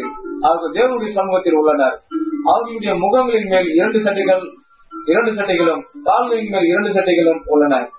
அவர்கள் 2 சட்டைகளால் பறந்து வந்து இரவும் பகலும் ஓயாமல் தேவனாகிய கர்த்தர் பரிசுத்தர் பரிசுத்தர் பரிசுத்தர் என்று சொல்லிக் கொண்டிருந்தனர். அது உங்களை ஒரு விதமான பரிசுத்த மற்றவர் என்று உணர செய்கிறது இல்லையா? அவன் என்ன செய்தான்? அவன் ஐயோ அதமானன் என்று சொன்னான். அவன் தன்னுடைய பாவங்களை அறிக்கிட்டு ஐயோ அதமானன் என்று கூறிய போது ஒரு தேவதூதன் பலிபீடத்திற்கு சென்று புரட்டை கையில் எடுத்து அந்த புரட்டால் பரிசுத்த ஆவிக்கும் அக்கினிக்கும் அடையாளமாய் உள்ள ஒரு நெருப்பு தாயலை எடுத்து அதனால் தீர்க்கதரிசியின் உதவியை தொட்டு உன்னை நான் சுத்திகரித்து விட்டேன் என்றான். அந்த சட்டைகள் இப்படி அடித்துக் கொண்டு சென்று காலத்தின் திரையை நீக்கின போது யார் நமது காரியமாய் போவான் என்று தேவன் ஒருத்தரை கேட்டான். பாவத்தை போக்க ஒரு வழி உண்டு என்பதை அவன் கண்டு கொண்ட பிறகு அவருடைய காரியமாய் யாராகிலும் போக வேண்டும் என்று தேவன் விரும்பினார். அப்பொழுது அவன் இதோ அடியேன் இருக்கிறேன், என்னை அனுப்பும் என்றான். அவன் தேவனுடைய சமூகத்திலிருந்து தன் பாவங்களை அறிக்கிட்டு அவை நிவர்த்தியான பின்பு ஊழியத்துக்கு ஆயத்தமானான். ஆமென். கவிஞன் அதை கிரகித்துக் கொண்டு லட்சக்கணக்கான ஒரு பாவத்திலும் அவமானத்திலும் மாண்டு கொண்டிருக்கின்றனர். அவருடைய வருத்தமான அழைப்புகளுக்கு செவி கொடு, சகோதரனை விரைந்து சென்று அவர்களை காப்பாற்று. ஆண்டவரே, இதோ அடியேன் இருக்கிறேன் என்று வேகமாக பதில் கூறு என்று பாடினான். நான் ஆப்பிரிக்காவிலும் இந்தியாவிலும் இன்னும் உலகின் பல்வேறு பாகங்களிலும் உள்ள லட்சக்கணக்கான அஞ்ஞானிகள் இறக்கத்திற்காக அழுது போடும்போது எண்ணி பார்க்கும் போது யார் போவார்? அவர்களுக்கு கைப்பிரதிகளை கொடுப்பதால் அல்ல, அவர்களுக்கு கைப்பிரதியை கொடுப்பதல்ல, ஆனால் இயேசு கிறிஸ்துவை அவர்களிடம் கொண்டு வருகிறார். மோசையை போல அவருடைய சமூகத்தில் இருந்த யாராகிலும் அங்கு சென்று அவர்களுக்கு உண்மையான விடுதலையை காண்பிக்க வேண்டும். அவர்களை சபையில் சேர வைப்பதோ அல்லது கைகளை தூக்கி கோட்பாடுகளை அளிப்பதோ அல்ல, அவர்களுடைய ஆத்மாக்களுக்கு உண்மையான விடுதலை கொண்டு வருகிறார். சில நல்ல தேவபக்தியுள்ள மனிதர், ஆமையா, ஏசாயா தன் பாவங்களை அறிக்கையிட்டு சுத்திகரிக்கப்பட்டான். யாக்கோபு இரவு முழுவதும் போராடி தன் பாவங்களை அறிக்கையிட்ட பிறகு அவன் இருந்த இடம் உங்களுக்கு ஞாபகம் உள்ளதா? அது பெலியேல் என்று அழைக்கப்பட்டது. பெலியேல் என்னும் சொல் எபிரேய மொழியில் சர்வ வல்லமையுள்ள தேவனின் முகம் என்று சொல்லப்படும். அந்த பயந்த சுபாவம் உள்ள யாக்கோபு, அவனுடைய பெயர் யாக்கோபு, அதன் பொருள் எத்தன், அதாவது வஞ்சகன். அவன் தன் வாழ்நாள் முழுவதும் தேவனை விட்டு ஓடிக்கொண்டிருந்தான். ஆனால் ஒரு முறை அவன் பெலியேலில் தேவனுடைய சமூகத்தில் வந்து தேவனை முகமுகமாய் கண்டபோது அவன் தேவனை இறுகப்பட்டுக் கொண்டு அவரை போக விட மறுத்தான். தேவனே, எங்களுக்கு அதிக யாக்கோபுகள் தேவை. அவன் தேவனுடைய சமூகத்தில் தேவனுடைய முகத்தை பற்றிக் கொண்டு பொழுது விடியும் வரைக்கும் தங்கியிருந்தான். தேவன் அவனிடம், நான் போகட்டும், பொழுது விடுகிறது என்றான். அவன் தேவனுடைய சமூகத்தில் பொழுது விடியும் மட்டும் தங்கியிருந்தான். அவன் நீதிமானாக்கப்பட்டு ரட்சிக்கப்பட்டு அவ்விடம் விட்டு சென்றான். அவன் போராடினான் என்பது எவ்வளவு பெரிய காரியம்! அவன் தேவனுடைய அடையாளங்களை கண்டிருந்தான். அவன் தேவனை சொப்பனத்தில் கண்டிருந்தான். ஆனால் இந்த ஒரு முறை அவன் தேவனுடைய சமூகத்தில் வந்து தேவனை முகமுகமாய் சந்தித்தான். நண்பர்களை அதை சிந்தித்து பாருங்கள். தேவனுடைய சமூகத்தில் ஒரு மனிதன் மாறுகிறான். யாக்கோபு மாறினான். அதன் பிறகு அவன் தேவனுடன் நடக்க முடிந்தது. ஆம், அவன் அங்கு சென்ற போது இருந்ததை காட்டிலும் வித்தியாசமான மனிதனாகிவிட்டான். போராட்டம் அப்பொழுது முடிந்துவிட்டது. ஆமையா, அவன் ஒரு பலிபீடத்தை கட்ட துவங்கினான். அவன் பலிபீடங்கள் கட்டுவதில் பழக்கப்பட்டவன் என்று உங்களுக்கு தெரியும். ஆனால் நான் உங்களுக்கு சொல்கிறேன், நீங்கள் தேவனுடைய சமூகத்தில் வரும்போது எங்காவது ஒரு பலிபீடத்தை கட்ட விரும்புவீர்கள். நீங்கள் ஜெபம் பண்ணக்கூடிய ஒரு இடத்தை எங்காவது கண்டுபிடிக்க விரும்புவீர்கள். அவன் ஒரு பலிபீடத்தை கட்டினான். அவன் சுத்திகரிக்கப்பட்டான். தேவன் முடிவில் வென்றான். யாக்கோபு என்னும் பெயர் யாக்கோபு என்பதன் என்பதிலிருந்து இஸ்ரவேல் தேவனுடைய அதிகாரம் கொண்டுள்ள பிரபு என்பதாக மாற்றப்பட்டது. அதுதான் யாக்கோபுக்கு சம்பவித்தது. யாக்கோபு எத்தன், வஞ்சகன், அநீதியுள்ளவன், அசுத்தமுள்ளவன், ஏமாற்றுபவன், தன் சகோதரரை ஏமாற்றினான். சேஷ புத்திர பாகத்தை தன் சகோதரனிடமிருந்து திருடிக் கொண்டான். அதற்காக ஒரு மோசமான முறையை கையாண்டான். அப்படிப்பட்ட ஒரு ஏமாற்றுக்காரன். அவன் தன் மாமனாரை ஏமாற்றினான். அவன் புன்னை மர கொம்புகளை போட்டு புள்ளியுள்ள கன்றுக்குட்டிகள் ஈடுபடி செய்தான். கர்ப்பமுள்ள பசுக்கள் அங்கு வந்து அதை பார்த்து ஆடுகள் புள்ளியுள்ள அந்த கொம்புகளை கொண்டு பொழிந்த போது புள்ளியுள்ள ஆட்டுக்குட்டிகளை போட்டன. ஏமாற்றுபவன் தன் சொந்த மகனாரை ஏமாற்றினான், தன் தாயை ஏமாற்றினான், தன் தகப்பனை ஏமாற்றினான், தன் சகோதரனை ஏமாற்றினான். ஆனால் ஒரு முறை அவன் பயந்த சுவாபம் உள்ளவன். அவன் எல்லா இடங்களிலும் ஓடினான். எப்பொழுதும் தேவனை விட்டு ஓடிக்கொண்டே இருந்தான். தன் சகோதரனை விட்டு ஓடிக்கொண்டே இருந்தான். ஆனால் அவன் தேவனுடைய சமூகத்தில் வந்த போது அவன் ஒரு பாவி என்பதை உணர்ந்தான். அவன் என்ன செய்தான்? அவன் தனக்கு கிடைத்த தருணத்தை கண்டான். அவன் முன்பு நினைத்தும் கூட பார்த்திராத ஒருவரை சந்தித்தான். அவனுடைய பாவங்கள் அனைத்து போகும் வரைக்கும் அவன் அங்கு தங்கியிருந்தான். என்ன தேவன் அவனை தமது சொந்த சமூகத்தில் கொண்டு வந்தான். தேவன் மனிதனை தமது சமூகத்தில் கொண்டு வருவதற்கு ஒரு வழியை கையாளுகிறார். அப்பொழுது அவர்கள் தங்கள் தீர்மானத்தை செய்கின்றனர். சிலர் அவரை விட்டு ஓடி போகின்றனர், சிலர் அவரிடம் ஓடி வருகின்றனர். அவர்கள் நித்திய ஜீவனுக்கு என்று முன்குறிக்கப்பட்டிருந்தால் அதை விசுவாசித்து அதை பற்றிக் கொள்கின்றனர். அவர்கள் முன்குறிக்கப்படாவிட்டால் அவர்கள் விலகி சென்று அதை ஒன்றுமில்லை என்கின்றனர். பாருங்கள், அப்படிப்பட்ட மனிதன் தான் இழக்கப்படுகிறான். தன் பாவங்களை அறிக்கை செய்கிற மனிதன் மதிக்கப்படுவான். உன் பாவத்தை நீ மறைத்தால் வாழ்வடைய மாட்டான். எனவே யாக்கோபு அடுத்த நாள் அவன் தன் சகோதரன் ஏசாவை சந்தித்தான். அப்பொழுது அவனிடமிருந்து உதவி தேவைப்படவில்லை. அவனுடைய சேனைகள் அவனுக்கு தேவைப்படவில்லை. அவன் பலிபீடங்கள் கட்டும் பணியில் ஈடுபட்டிருந்தான். அதன் பிறகு அவன் ஏசாவுக்கு பயப்படவில்லை. சங்கீதம் 16:18 தாவீது கர்த்தரை எப்போதும் எனக்கு முன்பாக வைத்திருக்கிறேன் என்கிறான்.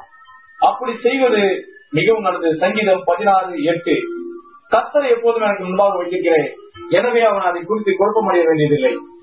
அவன் அவருடைய சமூகத்தை குறித்து உணர்வுள்ளவனாக இருக்க விரும்பினான். எனவே தாவீது கர்த்தரை எப்போதும் என் முகத்துக்கு முன்பாக வைத்திருக்கிறேன். தாவீதாகிய நான் எப்போதும் தேவனுடைய சமூகத்தை குறித்து உணர்வுள்ளவனாக இருக்கும் பொருட்டு கர்த்தரை என் முகத்துக்கு முன்பாக வைத்திருக்கிறேன் என்றான். அது நம் எல்லோருக்கும் தெரியும். இன்றிரவு ஒரு நல்ல பாடமாக இருக்கும் அல்லவா? அவருடைய சமூகத்தை குறித்து உணர்வுள்ளவனாக இருக்கும் பொருட்டு கர்த்தரை உங்கள் முகங்களுக்கு முன்பாக வைத்திருங்கள். அவரை முதலில் வையுங்கள். ஏன் உங்களுக்கு முன்பாக அவரை முதலில் வையுங்கள்? ஏன் நீங்கள் தேவனுடைய சமூகத்தில் எப்பொழுதும் இருக்கிறீர்கள் என்பதை உணரும் போது பாவம் செய்ய மாட்டீர்கள். தேவன் அருகில் இருக்கிறார் என்பதை நீங்கள் உணரும் போது நீங்கள் என்ன சொல்லுகிறீர்கள் என்பதை குறித்து கவனமாயிருப்பீர்கள். தேவன் போய்விட்டார் என்று ஒரு மனிதன் நினைக்கும் போது அவன் சபிப்பான், பெண்களை ஈச்சிப்பான், எல்லாம் செய்வான், திருடுவான், ஏமாற்றுவான், பொய் சொல்லுவான். தேவன் அவனை காண்பது இல்லை என்று அவன் நினைப்பதனால் அவன் எதையும் செய்வான். அவனை தேவனுடைய சமூகத்தில் கொண்டு வாருங்கள், அவன் அதை உடனே நிறுத்தி விடுவான். பாருங்கள், தாவீது கர்த்தரை எப்போதும் எனக்கு முன்பாக வைத்திருக்கிறேன் என்றான். அது மிகவும் நல்ல காரியம். அவனை தேவன் தமது இருதயத்துக்கு ஏற்றவன் என்று கூறினதில் வேப்பொன்றுமில்லை. அவர் அருகில் இல்லை என்று ஒரு மனிதன் நினைக்கும் போது அவன் எதையும் செய்வான். ஆனால் அவர் அருகில் இருக்கிறார் என்று அவன் உணரும் போது ஒரு பாவியை நீங்கள் கவனித்துக் கொண்டா? தேவ பக்தியுள்ள ஒரு மனிதன் அவனிடம் சென்றால் அவன் சபித்தலை நிறுத்தி விடுவான். அவனுக்கு மரியாதை ஏதாவது இருக்குமானால் பாருங்கள், அவன் வழக்கமாக கூறும் கேவலமான ஆசீர்வாதங்களை கூற மாட்டான். பாருங்கள், அவன் அதை விட்டு விடுவான். ஏனெனில் அவன் தேவனுடைய சமூகத்தில் இருப்பதை அறிந்திருக்கிறான். தேவன் தமது ஜனங்களின் சரீரங்களாகிய கூட்டங்களில் வாசம் செய்கிறார்.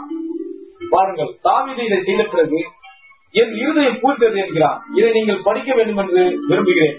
சங்கீதம் 16 என் இருதயம் பூரித்தது, என் மாம்சமும் நம்பிக்கையோடு தங்கியிருக்கும். ஏன் என் இருதயம் பூரித்தது? ஏனெனில் தேவனை எல்லா நேரங்களிலும் எனக்கு முன்பாக வைத்திருக்கிறேன். என் மாம்சமும் நம்பிக்கையோடு தங்கியிருக்கும். நான் மரித்தால் மறுபடியும் உயிரோடு இருந்திருப்பேன். ஏனெனில் அவர் தமது பரிசுத்தமான அறிவை காண விட்டார், அவனுடைய ஆத்மாவை பாதாளத்தில் விடார். பாருங்கள், தாவீது தேவனை தனக்கு முன்பாக வைத்து அவன் தேவனுடைய சமூகத்தில் எப்போதும் இருக்கிறான் என்ற உணர்வுள்ளவனாய் இருந்தான். முதலாவது தேவனுடைய ராஜ்யத்தை தேடுங்கள். சபையை கவனி. நான் உங்களை நேசிக்கிறேன். நான் கூறுவதற்கு நீங்கள் செவி கொடுக்க வேண்டும் என்று விரும்புகிறேன். சகோதரன் மகளி வழக்கமாக கூறுவது போல் நானும் ஒன்றை கூற விரும்புகிறேன். எப்பொழுதுமே தேவனை உங்களுக்கு முன்பாக வைத்திருங்கள். அவருடைய சமூகத்தில் நீங்கள் எதை செய்ய விரும்ப மாட்டீர்களோ அதை செய்யாதீர்கள். ஏனெனில் அவர் உங்களை கவனித்துக் கொண்டிருக்கிறார். பாருங்கள், கர்த்தர் தமக்கு பயந்தவர்களை சூழ பாளையம் அலங்கரித்தார். கர்த்தர் தமக்கு பயந்தவர்களை சூழ பாளையம் இறங்குகிறார். அவர் ஒருபோதும் அவர் உங்கள் அருகில் இருக்கிறார். நீங்கள் செய்யும் ஒவ்வொன்றும் அவருக்கு தெரியும். அதை நீங்கள் அறிந்து கொள்ள வேண்டும். நீங்கள் ஒரு பொய்யை சொல்ல துவங்கினால் அதை செய்யாதீர்கள். தேவன் அதை கேட்டுக் கொண்டிருக்கிறார் என்று நினைவு கொள்ளுங்கள். நீங்கள் ஏமாற்றம் செய்ய தொடங்கினால் அதை செய்யாதீர்கள். தேவன் உங்களை பார்த்துக் கொண்டிருக்கிறார். அவருடைய நாமத்தை நீங்கள் வீணிலே வழங்க தொடங்கினால் அதை செய்யாதீர்கள். தேவன் அதை கேட்டுக் கொண்டிருக்கிறார். ஒரு சிகரெட்டை புகைக்க தொடங்கினால் அவர் உங்களை கவனித்துக் கொண்டிருக்கிறார். பாருங்கள், அவருடைய ஆத்மாவின் உண்மையான வாசஸ்தலத்துக்கு செல்லும் பாதை முழுவதிலும் ஒரு கண் உங்களை கவனித்துக் கொண்டிருக்கிறது. நீங்கள் எடுத்து வைக்கும் ஒவ்வொரு காலடியும் இந்த மகத்தான கண் விழித்திருந்து கவனித்துக் கொண்டிருக்கிறது எனும் பாடலை நாங்கள் முன்பு பாடுவது வழக்கம். ஞாபகம் கொள்ளுங்கள், தாவீதை போல் கர்த்தரை எப்போதும் உங்கள் முகத்துக்கு முன்பாக வைத்திருங்கள். அப்பொழுது உங்கள் இருதயம் பூரித்து உங்கள் மாம்சம் நம்பிக்கையோடு தங்கியிருக்கும். ஏனெனில் அவர் அதை வாக்குத்தத்தம் செய்திருக்கிறார். ஆமையா, தாவீது தான் உயிரோடு எழும்புவான் என்பதை அறிந்திருந்தான். ஏனெனில் தேவன் அதை வாக்களித்திருந்தார். சரி, அவருடைய சமூகத்தில் நாம் வரும்போது மாறி போகிறோம். நாம் முன்பிருந்தது போல் இருப்பதில்லை. காலங்கள் தோறும் பல்வேறு துறைகளில் இருந்த மனிதரை பாருங்கள். ஆபிரகாமை பாருங்கள். நீங்கள் மாற்றப்பட்ட வாழ்க்கை போதர்களுக்கு மாத்திரமே ஏறலாம். ஓ இல்லை, மாற்றப்பட்ட வாழ்க்கை எல்லோருக்குமே. பாருங்கள், ஆபிரகாம் ஒரு பணியாளன். ஆனால் தேவனுடைய சத்தம் அவனுடன் பேசுவதை கேட்டு அந்த தரிசனத்தை கண்டபோது அவன் அந்நேரம் முதற்கொண்டு மாறி போன ஒரு மனிதனாக விட்டான். அவன் தன்னுடைய இனத்தாரிடமிருந்தும் தன் கூட்டாளிகள் அனைவரிடமிருந்தும் பிரிந்து வந்து ஒரு அந்நிய தேசத்தில் பரதேசியும் சஞ்சாரியுமாய் தன் வாழ்நாள் முழுவதும் நடந்து கூடாரங்களில் போயிருந்தான். ஏனெனில் தேவன் தாமே கட்டி உண்டாக்கின அஸ்திபாரங்கள் உள்ள நகரத்துக்கு அவன் காத்திருந்ததாக அவன் தெளிவாய் அறிக்கைத்தான். அதைதான் எபிரேயர் 11ஆம் அதிகாரம் நமக்கு கூறுகிறது. தேவன் ஒருவர் இருக்கிறார் என்றும் எங்கோ ஒரு நகரம் உள்ளதென்றும் அதை கட்டி உண்டாக்கினவர் தேவன் என்றும் அறிந்திருந்தான். அவன் மாறின ஒரு மனிதன். அவன் ஒரு சாதாரண பண்ணையாளனை தவிர வேறொன்றும் அல்ல. அவன் தரிசனம் கண்டு தேவனுடைய சமூகத்தில் வந்தான். அப்பொழுது முதல் அவன் ஒரு மாறின மனிதன். மோசே ஆடுகளை மேய்ப்பவன். ஆனால் அவன் தேவனுடைய சமூகத்தில் வந்த போது மாறின ஒரு மனிதனானான். அவன் ஒரு பங்காளி. அவன் பார்வோனிடம் இருந்து ஓடினான். முழு சேனையுமே அவனை பின்தொடர்ந்தது. ஆனால் ஒரு கோலை பிடித்துக் கொண்டு அவன் திரும்பி சென்று முழு தேசத்தையுமே கைப்பற்றினான். பாருங்கள், ஏன் அவன் தேவனுடைய சமூகத்தில் வந்தான். அவன் மாறின மனிதனானான், ஒரு மேய்ப்பன். பேதுரு மீன் பிடிப்பவன். அவனுக்கு மீன் பிடிப்பதை குறித்து இல்லை, தேவனை குறித்து ஒன்றுமே தெரியாது. அவனுக்கு தெரிந்த ஒன்றே ஒன்று மீன் பிடிப்பது எப்படி என்று. ஆனால் அவன் தேவனுடைய சமூகத்தில் வந்து அந்த மகத்தான சிருஷ்டிகர்த்தர் அவனிடம் வலையை போட்டு மீன்களை இருக்க கூறி அந்த மீன்களை சிருஷ்டித்த போது அங்கு மீன்கள் எதுவும் இருக்கவில்லை. அவன் வலையை சும்மா இழுத்தான். அவன் ஆண்டவரே, உடைய வார்த்தையின்படியே வலையை போடுகிறேன். நீர் தேவனுடைய குமாரன் என்று நான் விசுவாசிக்கிறேன். நான் வலையை போடுகிறேன் என்றான். நீர் எனக்கு கட்டளையிட்ட உங்களுடைய வார்த்தைக்கு கீழ்ப்படிந்து அவ்விதம் செய்கிறேன். நீரும் உம்முடைய வார்த்தையும் ஒன்றே, நான் வலையை போடுகிறேன் என்றான். அவன் வலையை இழுத்த போது அது திரளான மீன்கள் இருக்க கண்டு, ஆண்டவரை, நான் பாதியான மனுஷன், நீர் என்னை விட்டு போக வேண்டும் என்றான்.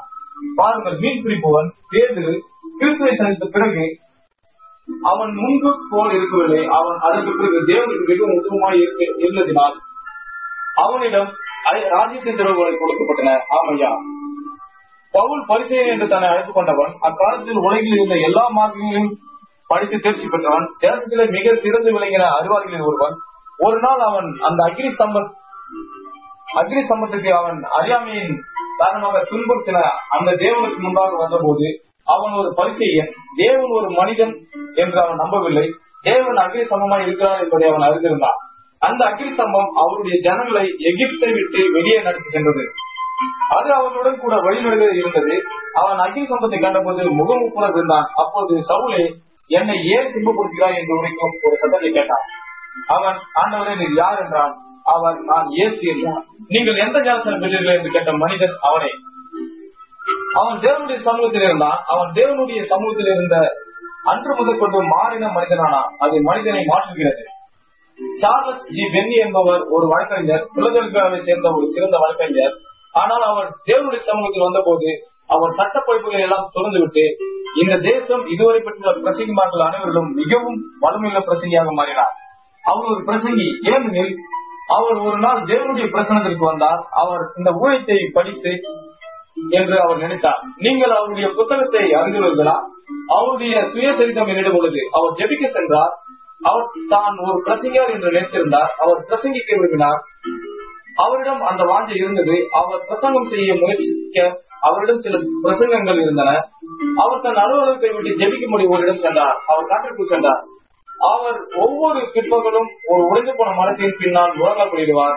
மத வைராக்கியம், ஆனால் அவர் அதில் விசுவாசம். அந்த சபையில் இருந்து 2 ஸ்திரீகள், நீர் பரிசுத்த ஆவியை பெற்றுக் கொள்ள வேண்டும் என்று நாங்கள் உமக்காக ஜெபித்துக் கொண்டிருக்கிறோம் என்றனர். அவரோ, நான் பரிசுத்த ஆவியை பெற்றிருக்கிறேன், நான் ஒரு பிரசங்கி என்றார். அவர்கள் திரு பின்னி, நீர் பெரிய மனிதர், வார்த்தையை நன்றாக அறிந்திருக்கிறேன், ஆனால் உமக்கு பரிசுத்த ஆவி தேவை என்றனர் அந்த இனிய ஸ்திரீகள்.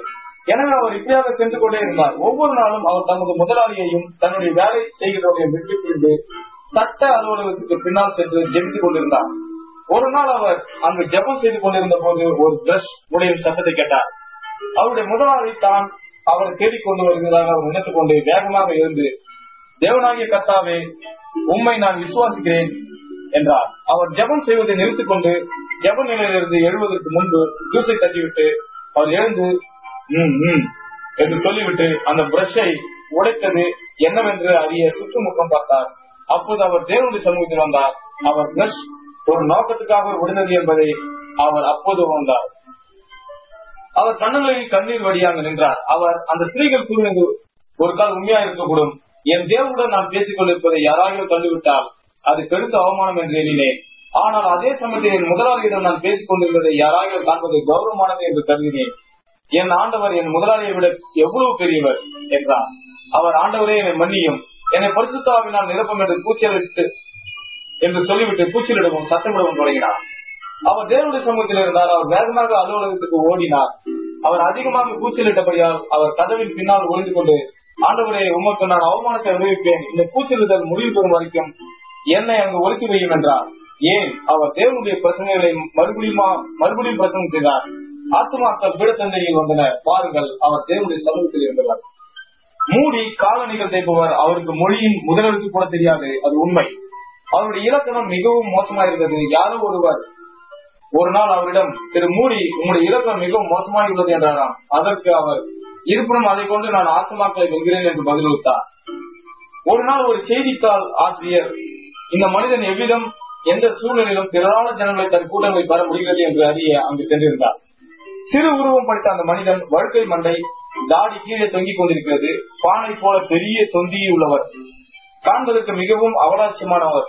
இந்த செய்தித்தாள் ஆசிரியர் அவரை குறித்து, டுவைட் மூடி, ஜனங்கள் என்ன காண்கிறார் எனக்கு புரியவில்லை, அவர் காண்பதற்கு விகாரமானவர், அவருடைய குரல் கீச்சென்று உள்ளது, அவருடைய தாடி இடுப்பு வரைக்கும் தொங்கிக் கொண்டிருந்தது,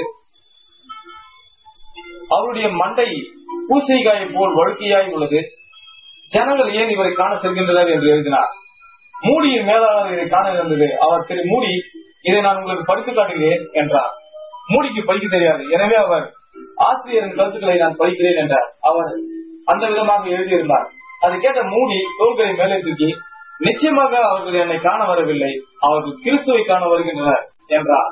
அவ்வளவுதான். ஏன்? அவர் தேவனுடைய சமூகத்தில் இருந்தவர். தேர்ந்து போகும் காலநிலை ஜனங்களுக்காக உண்டாகுவதை அவர் விட்டு ஆயத்தம் என்னும் சுவிசேஷத்துக்குரிய பாதரட்சியை ஜனங்களின் காலத்திற்கு கொடுத்தார். ஏன்? அவர் தேவனுடைய சமூகத்தில் இருந்தார். உண்மை. ஒரு ஸ்திரீ ஒரு முறை தேவனுடைய சமூகத்தில் வந்தார்.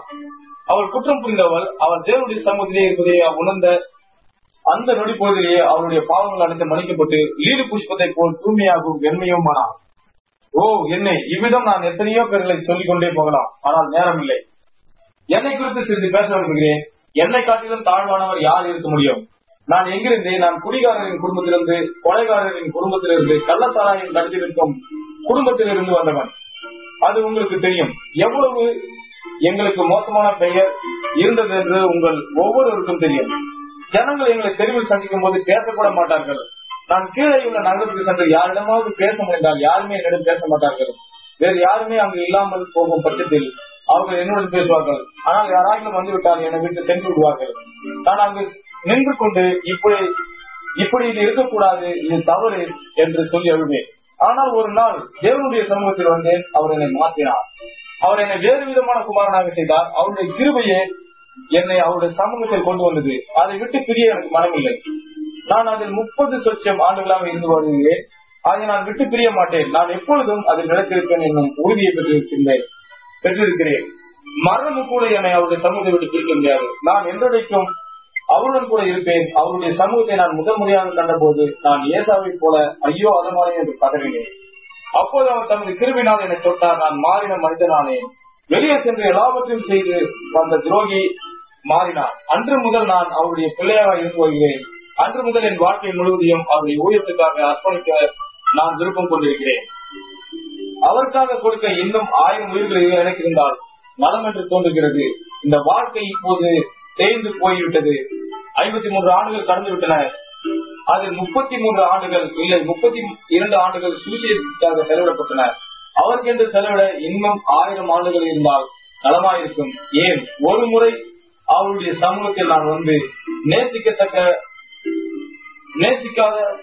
நேசிக்கத்தகாதவனை நேசிக்க ஒருவர் இருக்கிறார் என்பதை நான் உணர்ந்த போது, யாருமே என்னை நேசிக்காத போது ஒருவர் என்னை நேசித்தார். யாருமே என் மேல் கவலை கொள்ளாத போது ஒருவர் எனக்காக கவலை கொண்டார். அவருடைய சிறுவை சுற்றி என் கருங்களை போட்டு அதை என்னுடன் சேர்த்து தழுவிக் கொண்டேன். அப்பொழுது நானும் அவரும் ஒன்றாகிவிட்டோம். அன்று முதல் அவரை நான் நேசித்து வருகிறேன். அவர் என் மார்பிலும் என் இருதயத்திலும் தமது ரத்தத்தை பதிவு செய்து என்னை தொட்டு என் பாவங்களை மன்னித்தார். என்றும் நான் அவருடைய ஒருவனாக இருப்பதற்காக மகிழ்ச்சி அடைகிறேன். சோதனைக்காரன் எத்தனையோ முறை இதை விட்டு நான் அகல வேண்டும் என்று என்னை தூண்ட முயன்ற போதிலும் இந்த பரலோக இடத்தை விட்டு விலக எனக்கு விருப்பமில்லை. நான் தேவனுடைய கூடாரத்தில் பாதுகாப்பாக இருந்து அவருடைய அன்பிலும் கிருபையிலும் மகிழ்ச்சி உள்ளவனாயிருக்கிறேன். நான் அல்லேலூயா பக்கத்தில் வாழ்ந்து கொண்டிருக்கிறேன். என்னே அது என் இருதயத்தை கலிகூற செய்கிறது. சோர்ந்து போயிருக்கும் ஒவ்வொரு நபருக்கும் அவரை நான் சிபாரிசு செய்கிறேன். நம்பிக்கையற்றவங்களுக்கு அவரை நான் சிபாரிசு செய்கிறேன். இதுவரைக்கும் அவருடைய சமூகத்தில் வராதவர்களே, நீங்கள் செய்ய வேண்டிய ஒன்றே ஒன்று உங்கள் பாவங்களை அறிக்கைட்டு உங்கள் தவறுகளை உணர்வதே. தேவன் பரிசுத்த ஆவி என்று அழைக்கப்படும் தூதனை இன்று இரவு நியமித்திருக்கிறார். அந்த தூதன் உங்கள் பாவங்களை எல்லாம் நீக்கி போடுவார். அப்பொழுது நீங்கள் ஆண்டவரே இதோ அடியேன் இருக்கிறேன், என்னை அனுப்பும் என்று கூறுவீர்கள். அப்பொழுது நீங்கள் உங்கள் கரங்களை உயர்த்தி அவரை நான் துதிப்பேன், பாவிகளுக்காக கொலைவந்த ஆட்டுக்குட்டியானவரை துதிப்பேன். சகல ஜனங்களே அவருக்கு மகிமையை செலுத்துங்கள், ஏனெனில் அவருடைய ரத்தம் ஒவ்வொரு கரையையும் கழிவுற்று என்று பாடுவீர்கள்.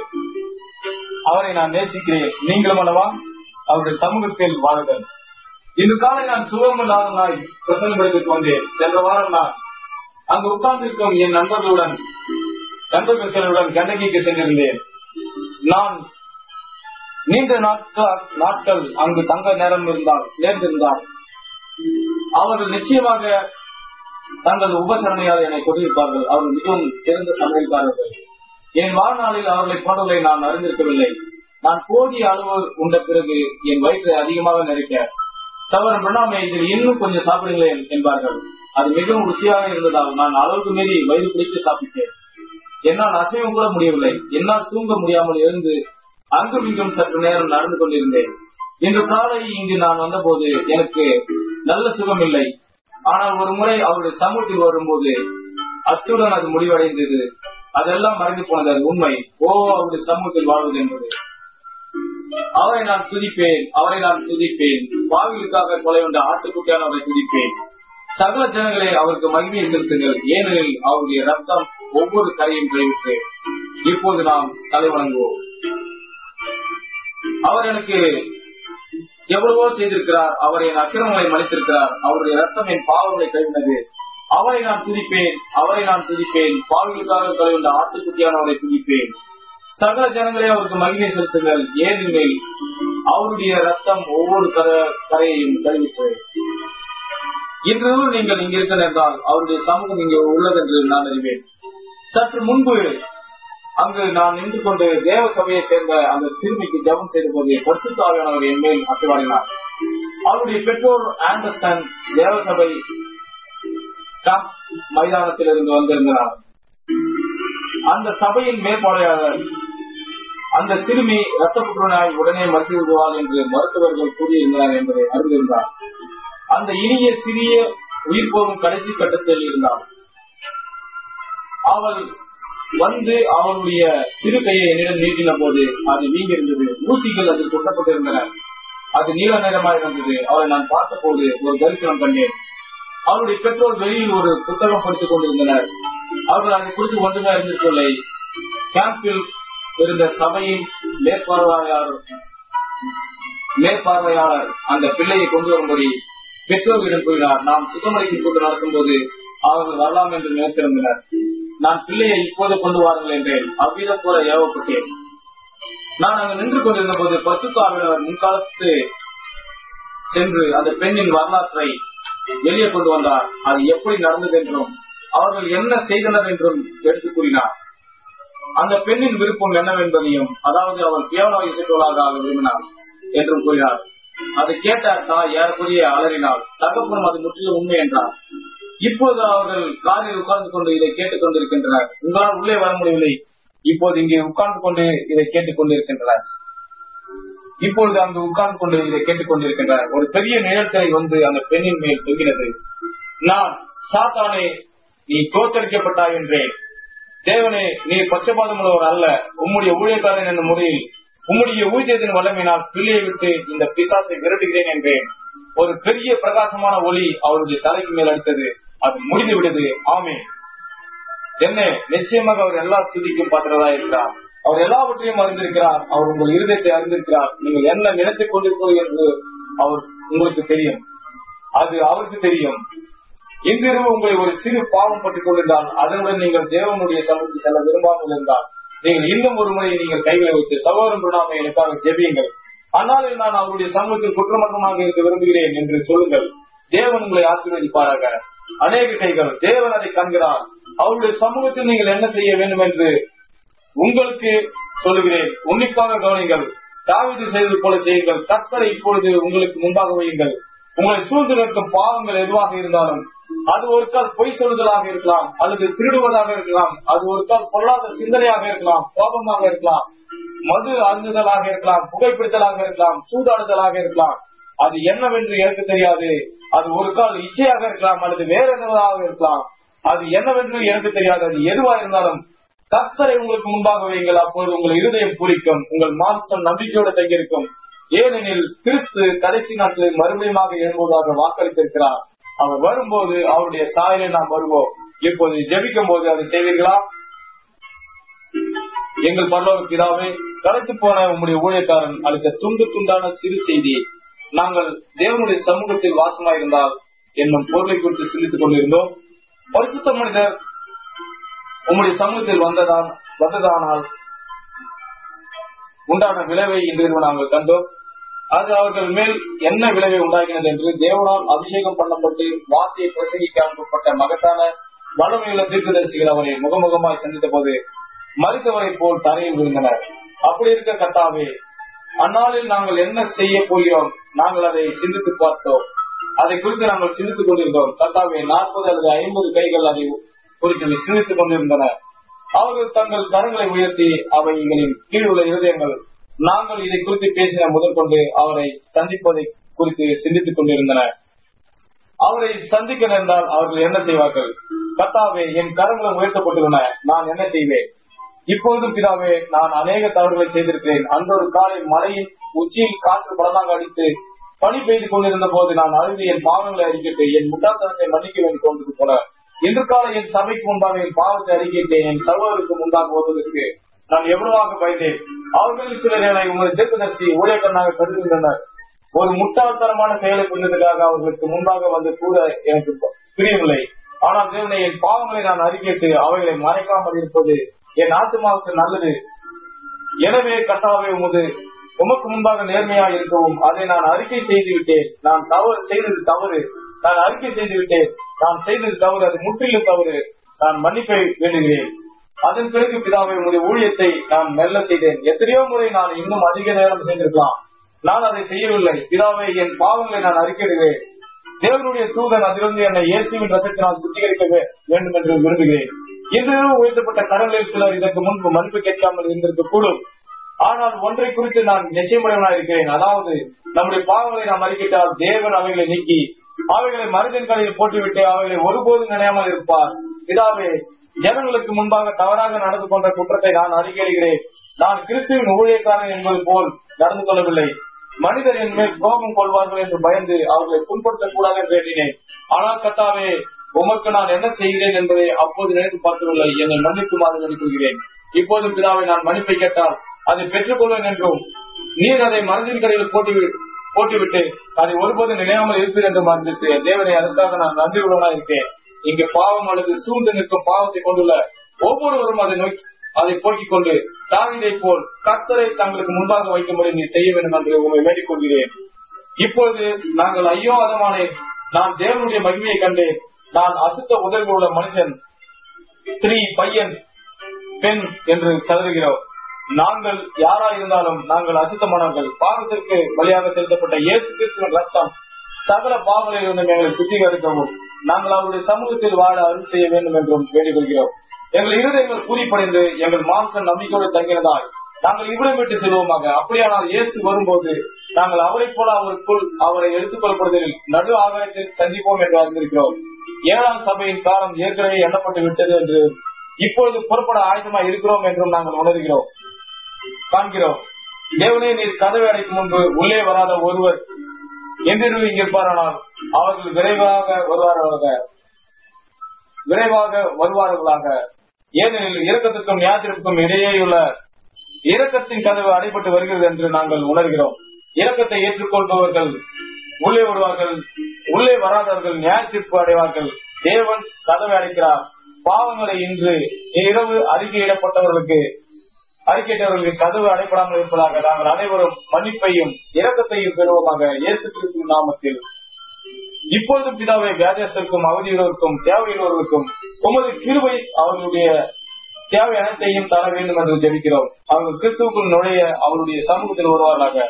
வாக்கு தத்தமாகிய கிறிஸ்துவை உங்களுக்கு முன்பாக வையுங்கள். நம்முடைய நிறுவனத்தம் அவர் தடைப்பட்டார். மீறுதல்கள் என்பது பாவம். அவருடைய தழும்புகளால் நான் குணமானேன். அதன் பிறகு கர்த்தரை என் வியாதிக்கு முன்பாக வைக்கிறேன். அவரின் வலது பாதத்தில் இருக்கிறபடியால் நான் அசைக்கப்படுவதில்லை. அதன் பிறகு நான் குணமானேன் என்று அறிக்கையிட்டு தைரியமாக நடந்து செல்கிறேன். அவருடைய தழும்புகளால் நான் குணமானேன் பிதாவே. இதை இங்குள்ள ஒவ்வொருவருக்கும் அருள்வராக. நாங்கள் எங்கள் இருதயங்களினால் இல்லை, எங்கள் வாயினால் அறிக்கையிட்டு எங்கள் இருதயங்களை விசுவாசித்தால் நாங்கள் கேட்டுக்கொள்வதை பெற்றுக் கொள்வோம் என்று அறிந்திருக்கிறோம். நீங்கள் எதையாகிலும் கேட்டால் அதை பெற்றுக்கொண்டோம் என்று விசுவாசிங்கள். அப்பொழுது நீங்கள் கேட்டது உங்களுக்கு அருளப்படும் என்று நீர் உரைத்திருக்கிறேன். பிதாவே, அதை நாங்கள் விசுவாசிக்கிறோம். கர்த்தாவே, நீர் எங்களை எல்லா பாவங்கள் என்றும் சுத்திகரித்து எங்கள் வியாதியை சுகப்படுத்தி உண்மை சேவிக்க எங்களுக்கு கிருபையை அருள்வீர் என்று விசுவாசிக்கிறோம். இந்த ஜனங்களோடு கூட இருப்பீராக. இவர்கள் அநேகர் இன்று ஒரு இருளான சாலைகளின் வழியாக பிரயாணம் செய்ய வேண்டியவர்கள். இவர்களில் அநேகர் வெகு தூரம் பிரயாணம் செய்ய வேண்டும். கர்த்தாவே, அவர்களுக்கு ஆபத்து ஒன்றும் நேரிடாதபடிக்கு பாதுகாத்தார்கள். அவர்கள் இங்கு உட்கார்ந்து கொண்ட இறங்கு வரிசையை எண்ணுதலை கேட்கவும் நாம் முடிவு காலத்திற்கு எவ்வளவு அருகாமையில் இருக்கிறோம் என்பதை அறிந்து கொள்ளவும் நாடு கடந்து வந்துள்ளனர். அவர்கள் தங்களுக்கு முன்பாக அவரை வைத்து வேற எதற்கும் அவரை வைத்து இங்கிருந்து செல்லும்படி கூறிவிட்டேன். அவருடைய பிராணத்துக்கு முன்பும் அவர்கள் அசைவதற்கு முன்பும் அவர்கள் படுக்கையை விட்டு எழுவதற்கு முன்பும் தேவனை முதலாவது வைக்க வேண்டும். அவர் என் வலது பரப்பத்தில் இருக்கிறபடியால் நான் அசைக்கப்படுவதில்லை. அப்போது அவர்கள் கேட்டதை பெற்றுக் கொள்வார்கள் என்பதை அறிந்துள்ளார். அவர்களுடைய இருதயங்கள் குறிக்கும், ஏனெனில் தேவன் அதை வாக்களித்துள்ளார். அவர்களுடைய மாம்சம் நம்பிக்கையோடு தங்கியிருக்கும். கர்த்தாவே, இதை அருளும். இதை இயேசு கிறிஸ்துவின் நாமத்தில் கேட்கிறோம். ஆமென். அவரை நான் துதிப்பேன். பாவிகளுக்காக கொலை உள்ள ஆட்டுக்குட்டியானவரை துதிப்பேன். சகல ஜனங்களே அவருக்கு மகிமையை செலுத்துங்கள், ஏனெனில் அவருடைய ரத்தம் ஒவ்வொரு கரையையும் கழுவிற்று. நீங்கள் கர்த்தரை உங்களுக்கும் உங்கள் பாவத்துக்கும் இடையேயும், உங்களுக்கும் உங்கள் வியாதிக்கு இடையேயும், உங்களுக்கும் உங்கள் தவறுகளுக்கு இடையேயும், உங்களுக்கும் உங்கள் வழிகளுக்கு இடையேயும் வைத்திருக்கிறீர்கள் என்று இப்போது விசுவாசிக்கிறீர்களா? கர்த்தர் எப்போதும் எனக்கு முன்பாகவே இருக்கிறார். நான் அவருடைய சமூகத்தில் இருக்கிறேன். அடுத்த முறை நான் சிகரெட்டை பற்ற வைக்கும் போது கர்த்தர் எனக்கு முன்பாக இருக்கிறார். அடுத்த முறை நான் இச்சிக்கும் போது கர்த்தர் எனக்கு முன்பாக இருக்கிறார். அடுத்த முறை நான் தவறான எதையாவது கூறும்போது கர்த்தர் எனக்கு முன்பாக இருக்கிறார். அடுத்த முறை நான் மோசமான ஒரு காரியத்தை கூறும்போது கர்த்தர் எனக்கு முன்பாக இருக்கிறார். நான் அசைக்கப்படுவதில்லை. ஆமென். நான் ஒவ்வொரு நாளும் என் நடத்தையிலும் என் பேச்சிலும் அவருடைய சமூகத்தில் வாழ்வேன். கர்த்தர் எனக்கு முன்பாக இருப்பதை மனதில் கொண்டு நடப்பேன், ஏனெனில் அவரை எனக்கு முன்பாக வைத்து விட்டேன். நான் அசைக்கப்படுவதில்லை. அவரை நீங்கள் நேசிக்கிறீர்களா? இப்போது நாம் எழுந்து நிற்போம். எனக்கு உண்மையில் நல்லுறவு தோன்றுகிறது. எனக்கு வீட்டுக்கு செல்ல வேண்டும் என்று தோன்றவே இல்லை. உங்களுக்கு தெரியுமா, 9 மணி ஆக இன்னும் 25 நிமிடங்கள் உள்ளன. நான் 2 மணி நேரம் சீக்கிரம் முடித்துவிட்டேன். அது அற்புதம் அல்லவா? ஓ என்னே, இப்போது நாம் புறப்பட்டு செல்லும் போது நாம் இயேசுவின் நாமத்தை நம்முடன் கொண்டு செல்ல வேண்டும் என்பதை நினைவு கொள்வோம். ஒவ்வொரு கண்ணிக்கும் கேடயமாக நம்மை சோதனைகளும் சூழும் போது நிலைத்திருக்க, நம்மை உண்மையுள்ளவர்களாக வைக்க அந்த பரிசுத்த நாமத்தை ஜெபத்தில் உச்சரிக்க வேண்டும் என்பதை நினைவு கொள்ளுங்கள். இயேசுவின் நாமத்தை உன்னுடன் கொண்டு செல். துன்பமும் துயரும் உள்ள பிள்ளையே, அது உனக்கு மகிழ்ச்சியையும் ஆறுதலையும் அளிக்கும். ஓ நீ போகும் இடமெல்லாம் அதை கொண்டு செல். விலையுறந்த நாமம் ஓ என்னை இனிமை. பூமியின் நம்பிக்கையும் பரலோகத்தின் மகிழ்ச்சியுமாம். விலையுறந்த நாமம் ஓ என்னை இனிமை. பூமியின் நம்பிக்கையும் பரலோகத்தின் மகிழ்ச்சியுமாம். எத்தனை பேர் நமது போதகர் சகோதரர் நெவிலை ஊழியத்தில் ரசிக்கிறீர்கள்? அப்படிப்பட்ட ஒரு நல்ல நேர்மையான அன்புள்ள மனிதனுக்காக நீங்கள் கர்த்தருக்கு நன்றி உள்ளவர்களாக இருக்கிறீர்கள் அல்லவா? அவர் சுவிசேஷத்தை விசுவாசித்து தேவனுடைய கட்டளைகளுக்கு கீழ்ப்படிந்து வார்த்தையை பிரசங்கித்து எப்போதும் ஆவிக்குரிய சூழ்நிலையை சபையில் காத்து அருமையான பணியை செய்து கொண்டு வருகிறார். ஞாபகம் கொள்ளுங்கள், நான் கிழக்கு கரைக்கு சென்றிருக்கிறேன். தெற்கு முழுவதிலும் மேற்கு கடற்கரையிலும் கனடா முழுவதிலும் சென்றிருக்கிறேன். ஆனால் இந்த சபை போன்ற ஒரு ஆவிக்குரிய சபையை நான் கண்டதில்லை. அவர்கள் தொடக்கத்துக்கு அல்லது மூடபக்தி வைராக்கியத்திற்கு அல்லது ஏதோ ஒரு விதமான ஆவேசத்துக்கு சென்று விட்டனர், அல்லது அவர்கள் மிகவும் புதிதாகி அசைக்கப்பட முடியாத நிலையை அடைந்தனர். அவ்வளவுதான். இப்போது நீங்கள் ஒருவரை ஒருவர் நேசிக்கிறீர்களா? ஓ, ஒருவரோடு ஒருவர் கைகுலுக்கி கர்த்தருக்கு ஸ்தோத்திரம் என்று சொல்லுங்கள். இயேசுவின் நாமத்தை உன்னுடன் கொண்டு செல். ஒவ்வொரு கண்ணிக்கும் கேடயமாக உன்னை சோதனைகள் சூழ்ந்து கொள்ளும் போது நீ என்ன செய்வாய்? அந்த பரிசுத்த நாமத்தை ஜெபத்தில் உச்சரி. விலையுறந்த நாமம் ஓ என்ன இனிமை. பூமியின் நம்பிக்கையும் பரலோகத்தின் மகிழ்ச்சியுமாய். விலையுறந்த நாமம் ஓ என்ன இனிமை. பூமியின் நம்பிக்கையும் பரலோகத்தின் மகிழ்ச்சியுமாய். இப்போது நாம் தலைவணங்கி மிகவும் மிருதுவாக அதை மறந்து போக வேண்டாம். அந்த சரணத்தை மறுபடியும் பாடுவோம். இயேசுவின் நாமத்தை உன்னுடன் கொண்டு செல். எதற்காக? ஒவ்வொரு கண்ணிக்கும் கேடயமாக சாத்தான் உனக்கு கண்ணியை வைக்கும் போது, உன் சோதனைகள் சூழ்ந்து கொள்ளும் போது நீ என்ன செய்வாய்? கர்த்தர் எனக்கு முன்பாக இருக்கிறார், நான் அசைக்கப்படுவதில்லை.